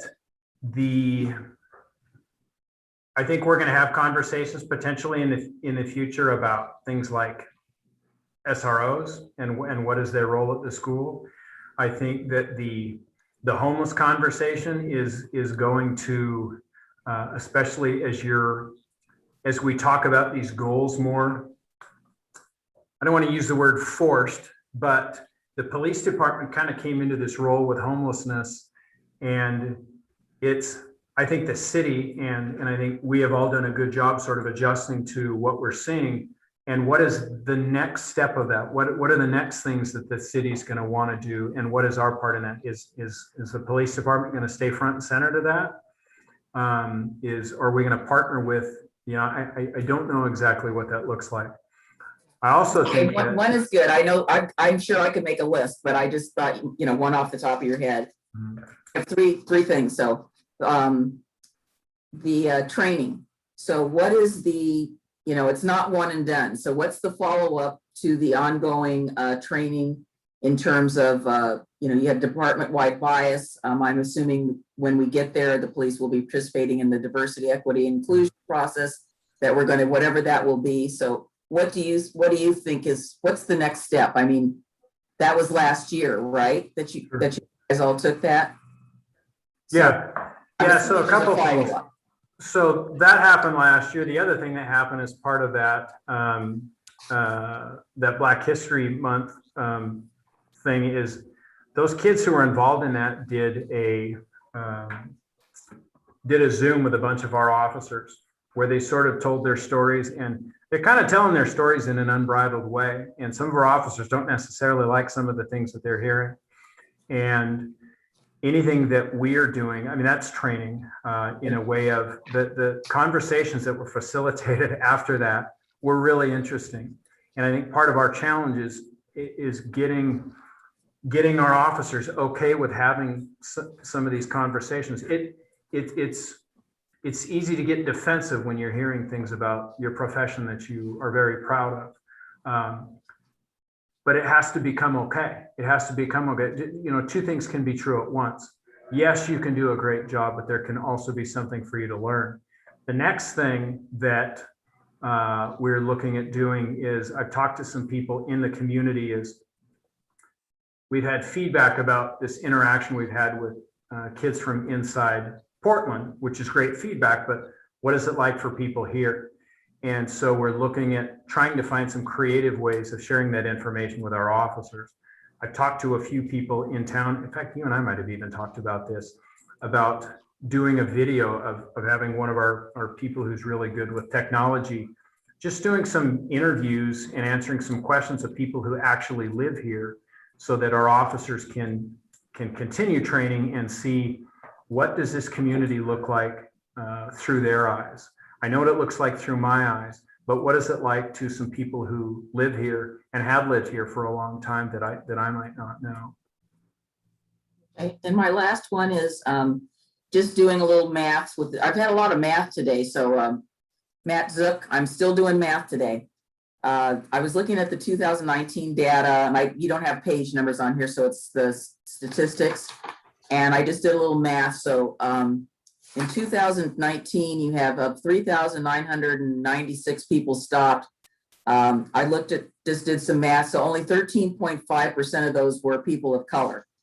And then in 2020, 16.2% of those were people of color. So it went up a little bit, but it's still far below the highest score. So that was, as you said, we have a lot of people that may not live in this community, but are coming through and to this community for other things. So I'm not making an objection to it. I just thought that was nice to see a nice low number in my opinion. So that's all I have. And thank you. And I know you and I will be talking as we always do. So. Right, Commissioner O'Donnell. So when I look at the statistics the chief quoted 2019, 2020, traffic stops went down by a half and citations went down by a third. And I think we can attribute that to the minimum engagement due to avoidance of COVID problems, probably. The one that surprised me, quite honestly, was behavioral issues went down by about a third. And if anything, I thought that would have gone up. And that came as a surprise to me. I thought the clearance rate on cases above 80%, that's pretty darn good when you consider that a lot of those cases, they don't even have the suspect identified initially, like daytime burglaries. It's also amazing to me the minimum use of force in effecting arrests, considering that's reported the moment you put your hands on a suspect, given the number of arrests affected. Wow, that's really phenomenal. That speaks to good training and control of the situation. And the only other thing I'd say is I agree with the chief on the support piece. I was at the judge's retirement and a number of the officers came by to wish her farewell. And they complimented the fact that they felt supported entirely from the chief on up through the city commission, through the city staff. And I felt really good about that. So a job well done by everybody. I'm proud of this department that we have. And thanks, chief, for all your good work. Thank you. All right. I don't see any other hands, so I'll say I agree with Commissioner O'Donnell. I'm always very proud of our police department, and I've had lots of conversations with Chief Band about his leadership, his style, his accountability, and his requirements of his officers to be accountable for their actions, and how fast that alignment with our community could be lost by poor decisions and about holding our police officers accountable, each and every one, starting at the top and demonstrating that, is so valuable. I feel like our nation as a whole is struggling with accountability. And so people taking responsibility for their own actions. So, I love the leadership that we have, and Chief Band, you do a wonderful job. I am very concerned about the succession and the leadership turnover, or the number of staff that we could retire and lose. I don't know how many officers we have in the department, but 14 in total still sounds like a pretty large number. 47. So that's a large number of people to lose out of your organization. And so there will inevitably be challenges with that loss of knowledge, that institutional knowledge, the way that your operations have been conducted at such a high level. So I'm interested in hearing more, not tonight, about that succession planning and strategies that you're thinking would be put in place to try to pass on some of the knowledge and the policies and the things that have been working so well for the police department. So that is concerning. And then the last thing is my question. I found it interesting that the wellness piece and the check-in with the mental health person that was still in the voluntary wellness incentive. And has there ever been any studies at a nationwide level or across cities about requiring mental health check-ins for our office? I mean, you're talking about people who have to deal with the worst of our society on a regular basis. It's not like me and you showing up for work or going to the grocery store. I mean, they deal with the worst of society. They do good things and they do a lot of great stuff, but I can only imagine that how does it not affect them mentally? And so I'm surprised that it's voluntary, and I'm wondering if you've ever considered that a requirement check-in, or like, how do we make sure our officers are being checked on? Maybe from a professional standpoint, is there rotation options to give them a break? I've thought this for a while, and I don't know if that's something that Yeah, we have talked about it quite a bit. There's some people who really wouldn't like it, but that's okay. The interesting thing is even this voluntary thing. It's such a unique sort of thing that, to be totally straight, our union lawyer didn't like it and our lawyer didn't like it, but neither one could really give us a good reason why. So I said, well, what's the negative? If we do it and it doesn't work, they couldn't give me there was no downside. So I said, we're just going to do it then. And I think that I am proud of the department of being, not being afraid to try something different, because I think it seems like such a strange thing, but you're right. It's why doesn't everybody go? And I think that, I think that is, we have talked about a lot, and there's some officers and first line supervisors who believe in that. I can tell you that we are very vigilant at watching our people too. We've all been doing it long enough to know that, when people are going through things outside of work, a lot of times, your stress bucket fills, it doesn't care what you're filling it with. If somebody's going through a divorce or something like that. So we're very vigilant, and this is a much longer conversation, but you're picking up on a really good thing. And that is something that we've talked about. And I agree with you. I think it should be mandatory. Yeah, and I guess I would say it's all in the best interest of the officer. Like, I care about their mental capacity and what they're going through. They don't have an easy job, and so it's more in that line of wellness and health and maintaining just maintaining a good police force. So in general, so Thank you all. all right. I don't see any more hands, so I think we're going to conclude this item. Thank you, Chief Ban, for that presentation. It was very good. All right, we've got one more item to go. I'm thinking though we might need to, do we want to take a break? We've been doing this since 6 o'clock. So I'm thinking maybe a 5-minute break. Why don't we come back at 8:55? That'll give us just over 5 minutes. Yeah, that'll give us 7 minutes by my watch. So we'll recess for a few minutes.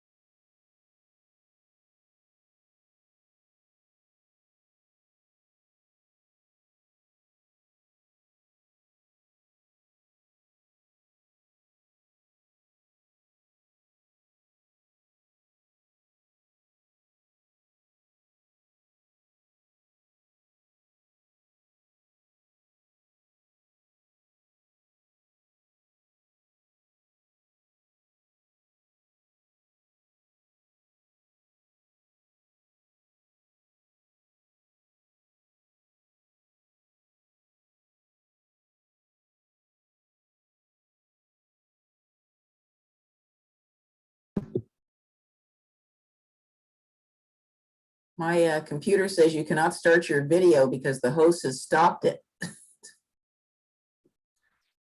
Well, let me fix that for you. Thank you, Mr. Host, with the most. He only stopped yours, Denise. I'm getting in my car and I'm driving over to your house. Come on down. Let's just have it out.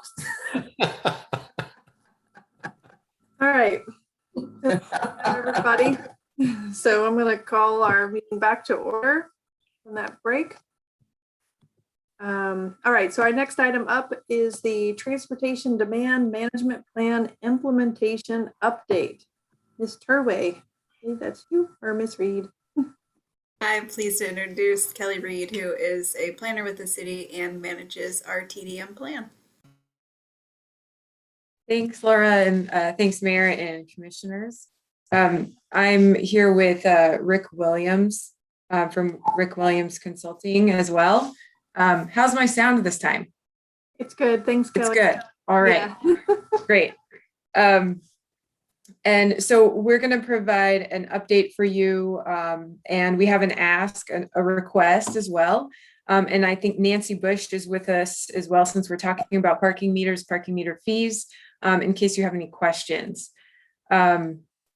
So as you know, our TDM plan, Transportation Demand Management Plan, was adopted in 2018, along with the Riverwalk Master Plan. So this TDM plan is meant to address the expected increase in downtown visitation and tourism and activity as a result of the Riverwalk and the Willamette Falls Legacy Project. We know our downtown is a constrained area. We've got a river, a cliff, and a mill site. And so there's not a lot of overflow areas and not a lot of space to contain all the folks that are going to want to come and visit us. And so we need to really do a good job managing transportation and parking in order to make sure downtown continues to be successful. So that's what the TDM plan is all about. It also is all about data-driven decision-making. So you'll hear us talk about data a lot when we talk about the TDM plan. After this plan was adopted, the TDM working group formed, and that's a group of stakeholders that is really tasked with implementing the plan. And we have obtained a grant through the Metro Regional Travel Options Program to fund a lot of the projects that we're doing to implement that plan. The working group is totally focused on creating an environment for downtown businesses to succeed. So everything that we talk about is really, that's folded into it. So our update for you is just to let you know what's coming up and what we're working on right now. That includes the after hours parking program, which you might have noticed some signage downtown and at City Hall, where we have free after hours public parking. That's ongoing. We've been conducting annual bike and pedestrian counts to measure activity so that we can measure that over time and see any trends. We're currently working on a bike and ped needs inventory and action plan. So I'm going to share a couple of images for you here. Okay. Sorry about that. Here we go. So here's our TDM plan screenshot. I'm sure you're familiar. Our bike and ped action plan. So this is a fun project we've been working on with the TDM working group for the past about 6 months, looking at different projects and small kind of changes we can make to improve the environment for bicyclists and pedestrians downtown and on the Bluff area. So through that grant funding that I mentioned, we were able to hire an intern who provided us with some really nice renderings of some of these potential projects. So the action plan is kind of in draft form. We have a story map webpage and a survey up currently. We're collecting input and feedback from the general public. We've done a lot of community engagement already. If you want a little bit of a longer explanation presentation about this, I would recommend watching the CIC YouTube video from last night. That's June 7th, CIC, because we talked with them about it quite a bit. But I just wanted to flash a few images for you to see what we've been working on. We have some very exciting kind of low cost changes that can be implemented, some in the near term, some in the longer term, but really ways to make our downtown friendlier to bicyclists and pedestrians, knowing that downtown, everybody's a pedestrian at some point. If you're parking and then you're kind of walking to your destination downtown, we all use our downtown in that way, I think. Next, the next thing we're going to be working on is a parking study to measure the utilization of all of our on-street parking in downtown and in the bluff area above that elevator in the McLaughlin neighborhood. So Rick Williams is here to give you a little bit more detail on that parking study. His firm did our last two parking studies, one in 2009, I think, and 2016. So he's very, very familiar. And let's see, related to that, we're going to be doing that in September. And so related to that, we have an ask for you, which is to, sorry, is my screen still being shared? Yes, it is. Thanks. Okay. Which is to reinstate the meter fees and the parking meters downtown. A few reasons for this.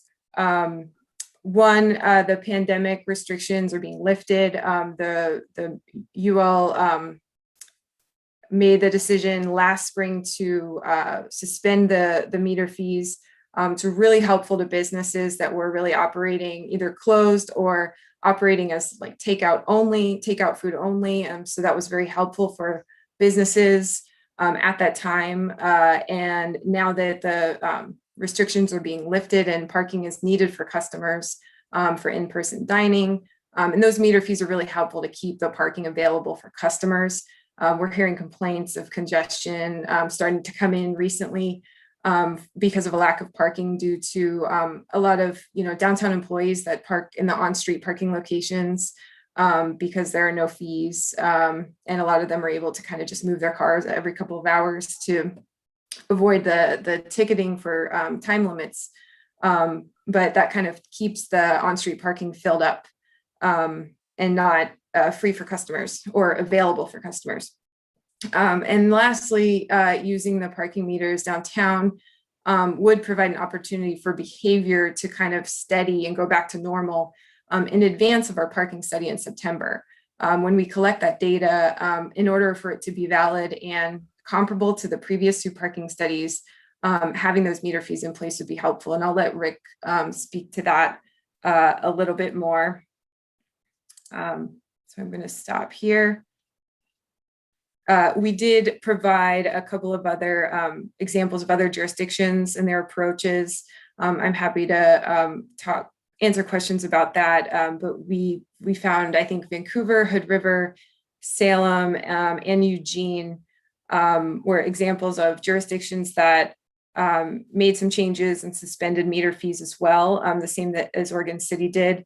And those jurisdictions went back to using their meters and charging their parking fees in summer or fall of last year. And with that, I'm going to go ahead and hand it over to Rick. Go ahead. Mayor, Commissioners, thanks for letting me talk with you tonight. My name is Rick Williams with Rick Williams Consulting, and as Kelly mentioned, we've done parking work for you in the past. And as Kelly mentioned, we did the first parking update and study of the downtown and the bluff in actually 2008. And then in 2016, we came back again and just did the downtown. But I want to add a little bit. It's not just the on-street parking system that we looked at in any of those studies. It's also the off-street parking system. Because one of the big questions on the table we heard even prior to the pandemic is what's the opportunity to move employees off street, and we need data to understand how those lots are working. Before I go into why it's really important to get why we would support re-implementing the parking meter fees, is we want to create an environment that's similar to the environments, the economic and the access environment and the activity environment that was in place in the previous studies, so that the data is valid and comparable. And we're seeing other cities initiate changes in their or reinstituting meter fees and also re-engaging in their data collection. It's not just the cities that Kelly mentioned, but we're already underway in some efforts now in cities like Madras, Cannon Beach, Florence, Oregon, the Central East Side in Portland, Bozeman, Montana, and North and Northwest Portland. Activity is coming back. And interestingly, when we left you prior to the pandemic in 2019, we were just ready to launch this study because there's so many questions that you and the community have about how do we make decisions about things like should the time limits be 2 hours? Where do we have surpluses and where do we have constraints? Do we have employees bouncing around the district? With the new movement toward bike corrals and things like that, how many parking spaces can we give up? And do we have enough for a bike corral that would serve a business? But also, do we have the capacity to absorb those lost spaces? Without really good data and a few months to ramp back up to whatever the new normal is, it's really important to do the parking study. In 2021, also, we're going to go back and do the bluff.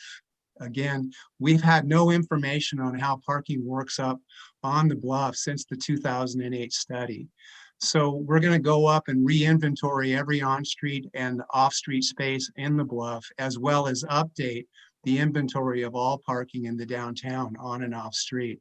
So we'll have a really solid database current, but also bringing the bluff into this, we'll be able to answer a lot of questions about who's parking up on the bluff and taking the elevator down. How long are people parking on street in the bluff? And what's the impact of parking on residents in the bluff? And so again, we really think that getting to a decision-based, as Kelly said, a data-based decision-making system is something that was a central element in the TDM plan for the downtown, the one that the commission adopted. And we know that it's just easier to use good data to answer some of these hard questions. We can tie data back to answers and solutions that people have in mind. As I said, I'll just end it with, there's a lot of cities now that it's hard. They've been asking us, when should we pull the trigger on becoming and managing our system as we did before? What's the new normal? And I think we're seeing crowds come back downtown. There's a pent-up desire to come back downtown. Oregon City has an amazing, successful history of a Main Street city. As I said, in 2019, when we suspended work, all these questions, these same questions were on the table. Was we have constraint. Oregon City is a desired destination. Oregon City has such potential for growth. And so by reinstituting the meter fees, I think now, then be July, August, and September, because we would do our study in late September, we'd have 3 months of people getting used to the system again, getting back to normal, collect data effectively and using a good methodology, and our comparative results then will help us answer a lot of the questions that are on the table. So back to you, Kelly. Or did I miss anything, Nancy?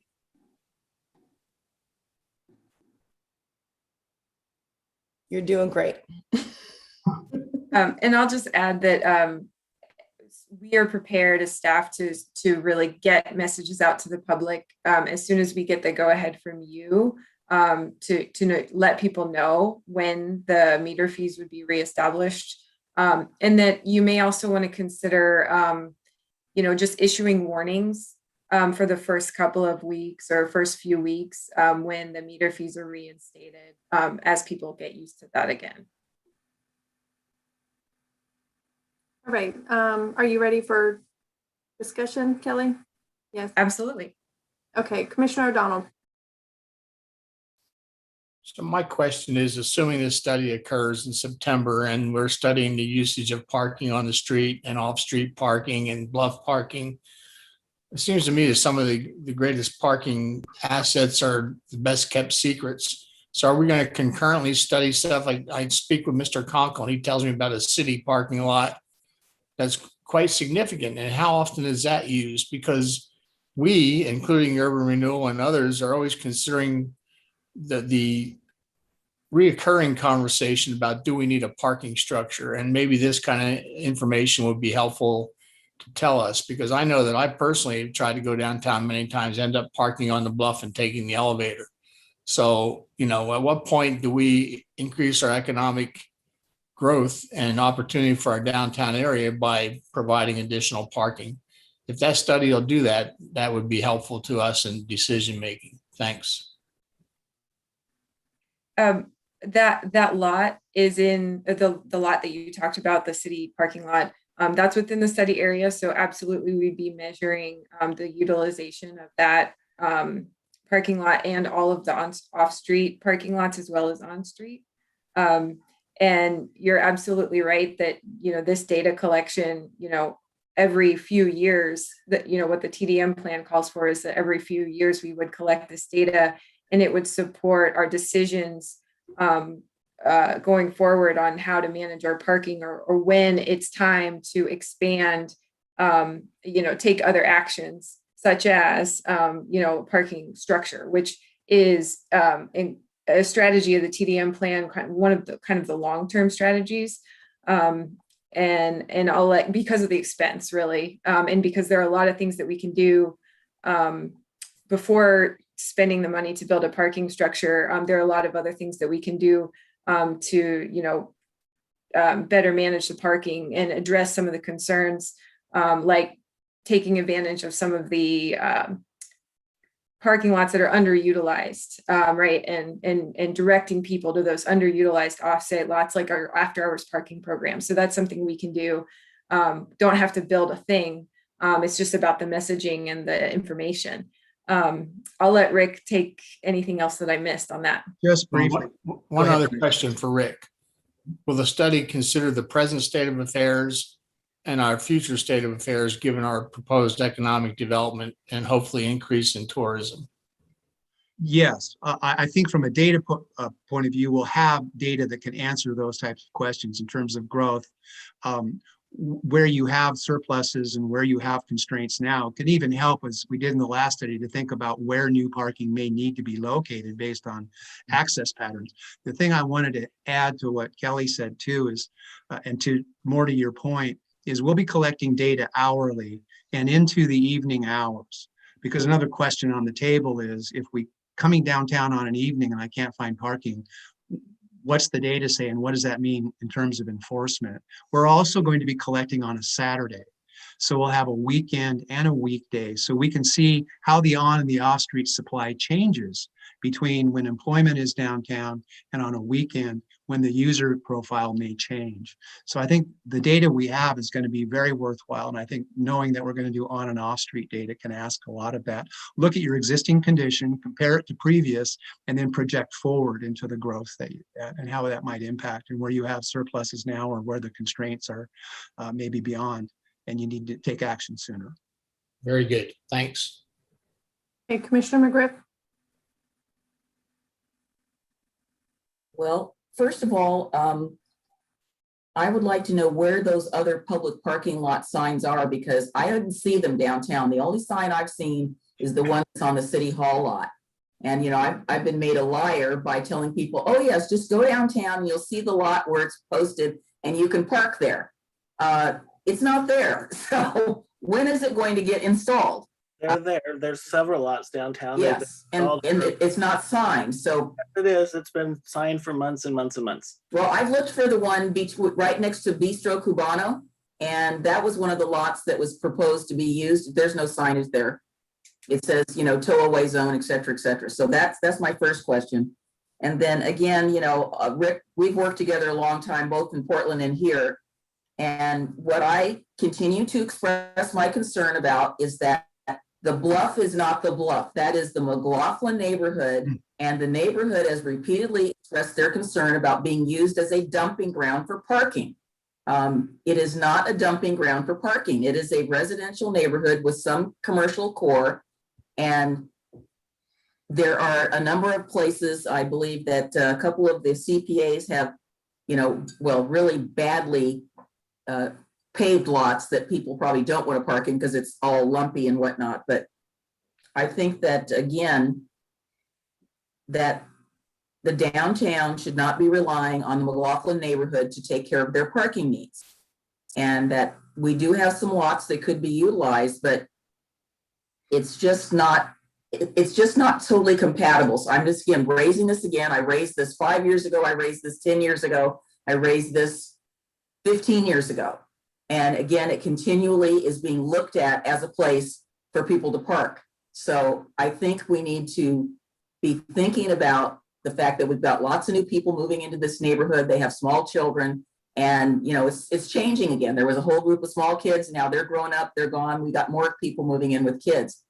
And again, I don't think we should be looking at the neighborhood to be a relief valve for parking.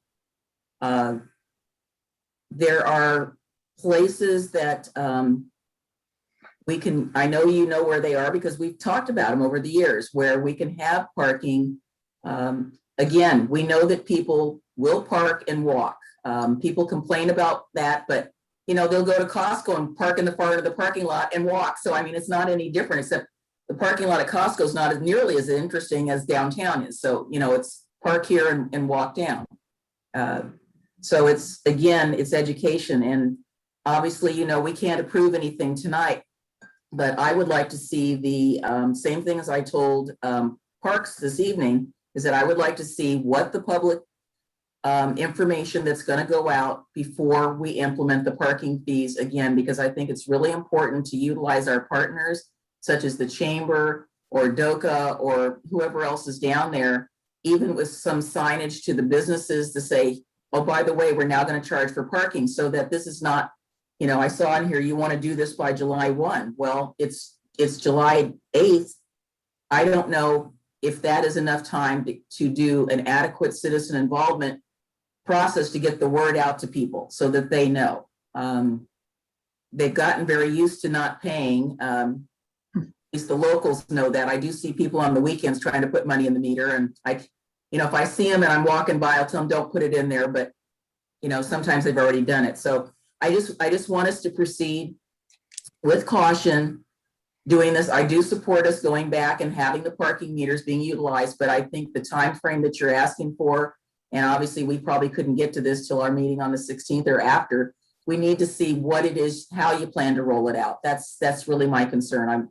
I want the public to not be, oh my God, you know, and not be surprised by that. So thank you.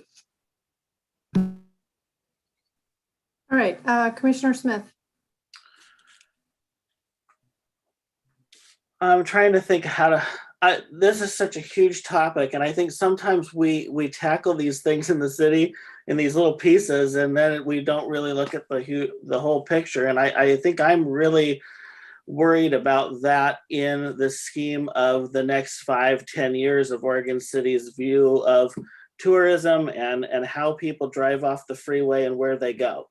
And the fact that our first run at this study really had no questions or very little questions about the elevator really concerned me, because we know that a lot of people park in the McLaughlin neighborhood and take the elevator. And so we need to know exactly how many people are doing that.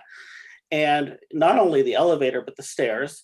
And we really need to kind of have a feel for that, because that conversation is going to be even more concerning to the neighbors when people start coming into Oregon City to go to places, these new developments that are going to come in line in the future.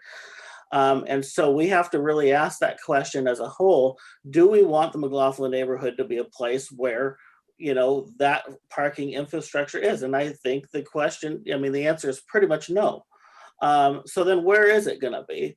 And how are we going to pay for it? And considering that the parking money doesn't go to parking for the most part, as far as I know, there's a lot of questions about how we're going to deal with this in the future. And I think it's a broader conversation with urban renewal, especially if we continue urban renewal. Are we going to build a parking garage? Is the parking garage going to be out at the end of the Oregon Trail, across the street on property we own, so that people come off the freeway and park and they get into downtown and they don't go into the neighborhoods to go to all these sites? I mean, these are huge conversations that go in the visioning planning for the whole city for the next 20 years, but also the visioning of urban renewal and how this all works together. Because if we don't think about it holistically like that, and the Willamette Falls, Riverwalk and all those things start coming online, or the National Heritage Area starts coming online, we're going to have people coming into this city in droves, parking all over town, and we have no real plan for it. It's a huge concern, and I think we need to think way broader. How much is the city? How much are we partnering with downtown in tracking all this? Downtown, manages the elevator, so they have staff people there. How are we really going to track, the uses of the elevator? Because that also, will be a huge conversation. And do we add elevator hours? Do we add, to address these kind of issues? How many people are using the stairs? And downtown tracks all that already. So, and I kind of was surprised when our tourism department kind of alluded to the fact that we aren't really tracking people. Downtown tracks everyone that goes on the elevator. They track where they're coming, and they have a pretty good database of that. So I hope we're utilizing some of that to assist in keeping track of some of these things. I guess the other thing I would say is, even though some of the lots are farther away and have their own other issues, the City Hall parking lot is not the only parking lot that is owned by us in the McLaughlin neighborhood. And I believe the last time we had this conversation, I was pretty clear that we were going to consider all the city parking lots in the McLaughlin neighborhood as the same and have the same signage, meaning that people could park at the lot for the Pioneer Center across the street behind the church and the VFW lot. I know that we also approved a gate at the VFW lot, so that I assume that would be park hours or something that would control the time that people could park there. But I don't know that we're thinking about this holistically, really. I think we've been doing it in parts, and I worry that we're missing pieces, and 5 years from now, we're going to be in the same place. Right. Kelly or Rick, do you have any comments or questions for Commissioner Smith? One of the things I can say in terms of all the questions that Commissioner McGriff and Smith have asked, it's true, we don't know a lot about the McLaughlin neighborhood because we knew a lot more in 2008. And it's our intent in the scope of the plan, in the scope of the study, is to get a handle, an objective evaluation of what is being used downtown and in the McLaughlin neighborhood Bluff area, and how long people are using it and where they're parking. When we did our, earlier we did a TDM survey and we were out on the street with volunteers. We have integrated and we've talked to Kelly about it, our goal is on our survey days is that we would take that data on the day we take our information, take the data from the elevator and compare it. So we could use it, at least from the study point of view, is to have parking data on a specific typical weekday and parking data on a typical Saturday, and then integrate into the, as you said, Commissioner Smith, the data the city already has from the elevator and the stairs.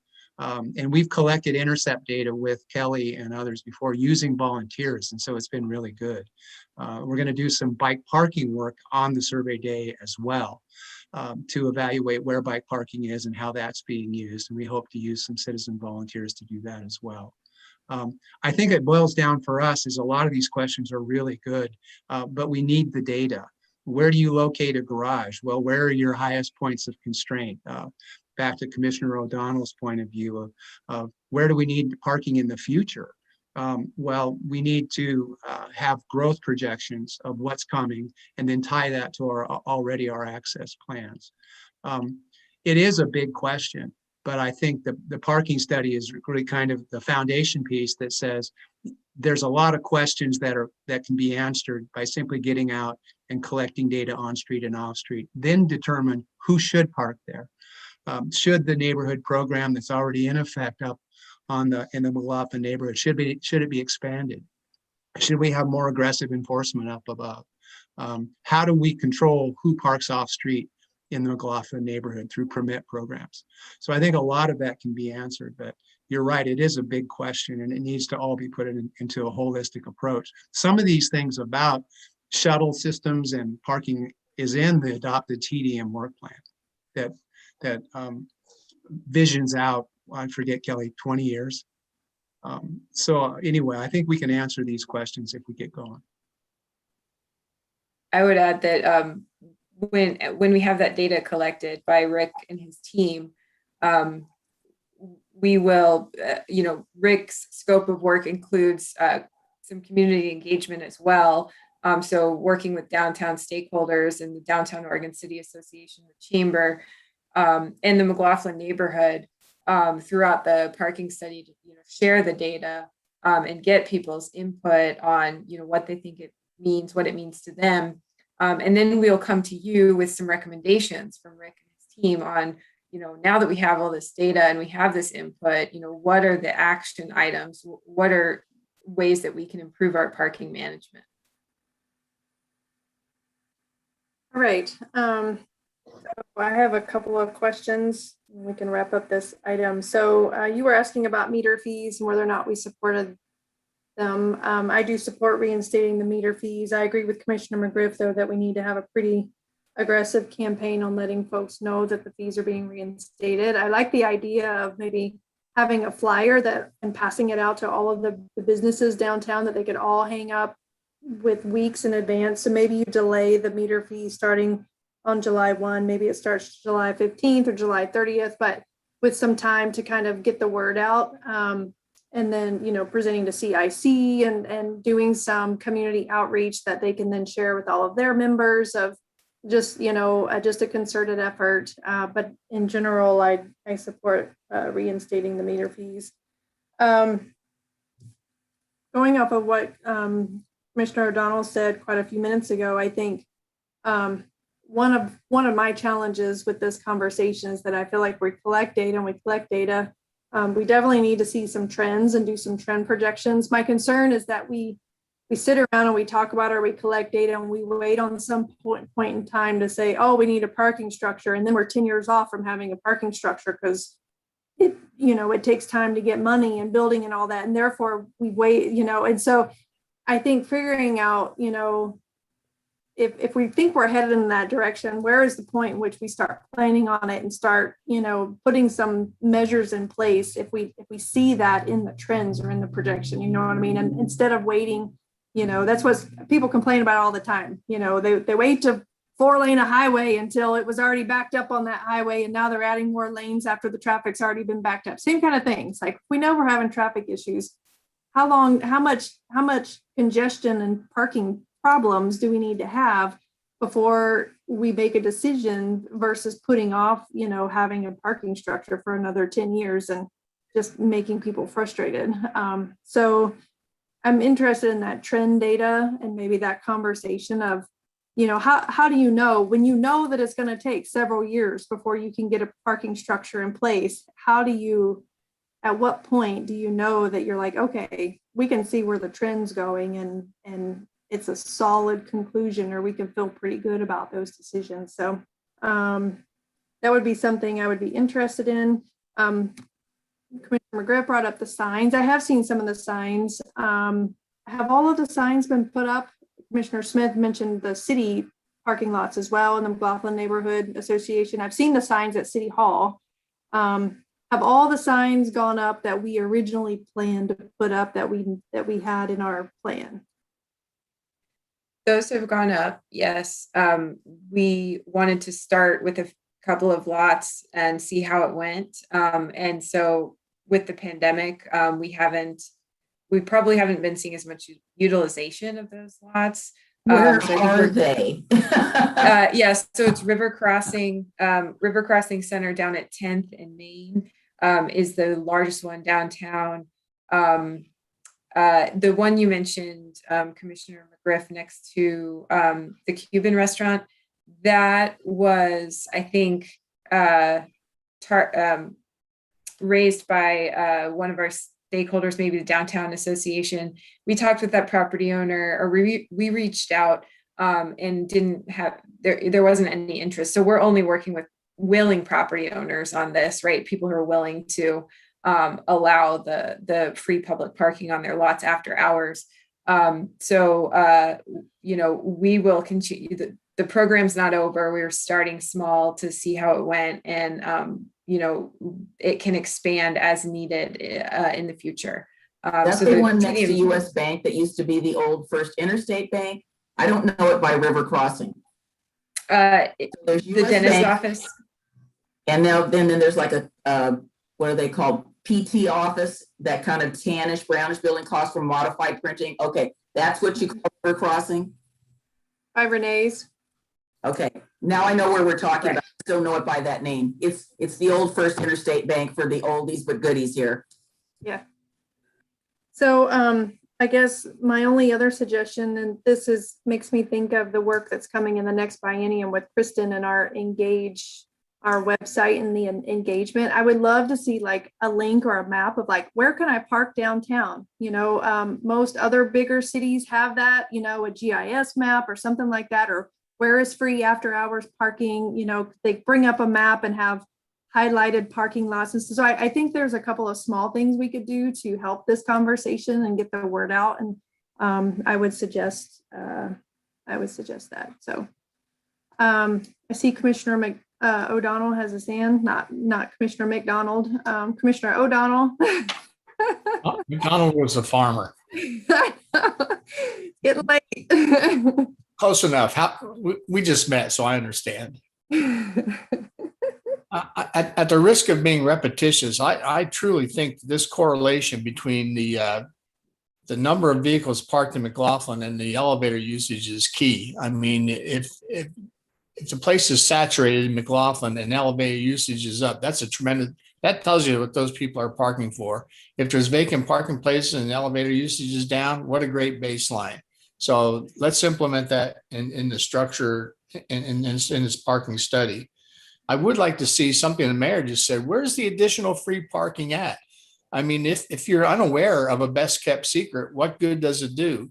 So I heard Kelly talk about, is 10th and Main our single largest parking area? Kelly?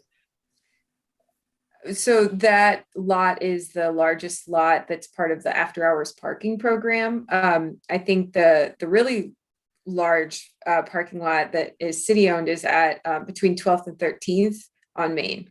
And how many does that currently hold? I don't know off the top of my head, but part of the parking study is to do the complete inventory, to have, an inventory of how many spaces we have total by block in each location. So we'll get, we'll update our inventory that we did back in 2008.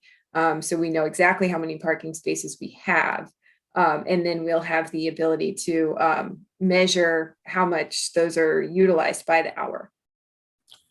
Yeah, I think that's one of those decision points where if we have, and I thought for some reason, Mr. Conkle told me there's like 90 parking places there. That sounds, I don't know if I trust my own memory. I think that's pretty close. I think it's approximately 80 to 90 off the top of my head. Right, then you have that discussion of incrementally, if you go vertical, at what does each additional parking place cost you, and what size would you do if you ever decide to do it? The only other thing is, at some point we have to have a discussion with the Grand Ron as to what their parking is and how restrictive that would be, if there's going to be any on site whatsoever. So these are good discussions and they're helpful in our future planning. But what I don't want to do is another study that never gets put to use. Let's use it as a decision point when we get the information and push forward. Thanks. I see Ms. Nancy Bush, you've come off, shown us your face. Do you have some comments here? I just want to make a couple comments. There's approximately 530 parking spaces downtown. 93 are the municipal lot. 4 of those are ADA accessible.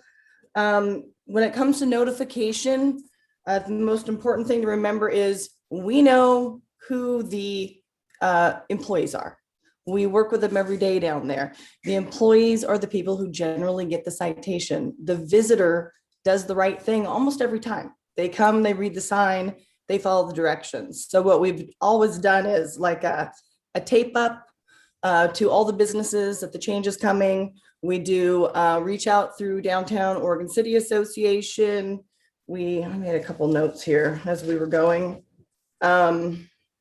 On the website, and then we do the signage as if we are posting for a special event where you do the 5 barricades per block face with the signage to direct people that there's been a change so that everyone has the opportunity. It's no different than changing or shutting down for any other event going downtown where people only get maybe the 24-hour notice of things are back. I do recommend working with the businesses a little bit and letting them know. We have postcards. Everyone likes a postcard. We have a very high gloss postcard that shows where the long-term parking is, where the free parking is, about the permits. Our biggest challenge with parking through this has been once you go to the free parking, no one will park in the permit zone. So the permit zones are setting primarily empty, so they went to free as well because we didn't want them to give up their permits, because really the only people we're chasing downtown are employees. The state's opening, the city's opening, and we really need to be prepared to be successful. And I have done a study at the elevator, just to throw that in there myself, and stood up there for several hours. And the trend is every 2 hours, you either move your car from downtown to up top to downtown. About 3 o'clock, the mass exodus goes up top to bring your car downtown for 5 o'clock to get off work. Just my comments. All right, thank you, Ms. Bush. Commissioner McGriff. Oh, I just wanted to thank Nancy because I was going to ask her. I said, we know how many parking spaces we have in our downtown because Nancy knows. And I think even if the 2006 study, those parking spaces haven't changed. So part of that is the other thing I wanted to mention, and parking knows this, is that we have there's not a metered, but a permit lot at 8th. And there are a number of county employees that park along 8th Street and Washington Street and walk downtown. And I mean, the parking lot at 8th is like less than $50 a month. I mean, what a deal. I mean, you have a permanent space. People just, they don't want to pay for something that they think is free. Do we have the lot, Kelly, adjacent between the fire station and the IWF hall? Is that signed for after hours parking with the exception of the spaces reserved for the fire department? It's not signed that way right now, but I think that's one that we can add to our list for the future. Yeah, because with the Hive being there, there are a number of people that are parking there, and then they're parking along 7th, and I don't know where else they're going, but the street gets a little full. As a matter of fact, I saw somebody pulling up on the sidewalk on Washington Street side of that building to go get their takeout, and it was causing a backup of traffic, which was really weird. So Okay, so it sounds like it's time to implement the rest of another phase of our parking signage of those city lots that I know Commissioner Smith mentioned that we've talked about before. Last comment I'll make, the TDM working group. I'm not sure who's on that group of that committee that's working. We received public comment this afternoon. I think the public comments would be great for that working group. So if you have not looked at that public comment or you didn't receive it, let me know, or maybe Jacob, you can forward it to Laura and Kelly. But I think that the comments in there are very detailed, and that would probably be really the helpful suggestions for the working group to consider. Ms. Turway? I just wanted to, it felt like we were wrapping up. I wanted to get a clear consensus on if the commission was interested in us going back to charge for parking, and then also re-ask the question if the answer is yes, if you would like to see a plan at commission before that or via email, or if some of the items that we discussed tonight were sufficient enough. So just a conversation on consensus of direction. You don't need to make a decision because we didn't adopt anything by resolution to not charge for parking. So it's just some general guidance. I know I was in general agreement of yes, reinstating with some outreach. The same thing what Commissioner McGriff said. I'm seeing a head nod from Commissioner Morrow and Commissioner Smith, and a thumbs up from Commissioner O'Donnell. So I think you got general consensus. Would you all like to see anything more about the communication and outreach, or do you want to let staff handle it, or? I guess I'd prefer, I mean, I think we have clear direction that you want to make sure that we have clear communication with the community and the businesses, including DOCA, the chamber, and get the information out. We'll be thoughtful in the timing, understand that, I would propose that we have at least a 30-day headway. Yeah. If that sounds reasonable, we can do that. I'd like to see it though. I'm not saying, I'd like to see what it is, because I want to be informed that I know what we're doing. So when I get asked about it, I either have it in my hand or it's in my head, and I can say, this is what we're doing. 1, 2, 3, 4, 5.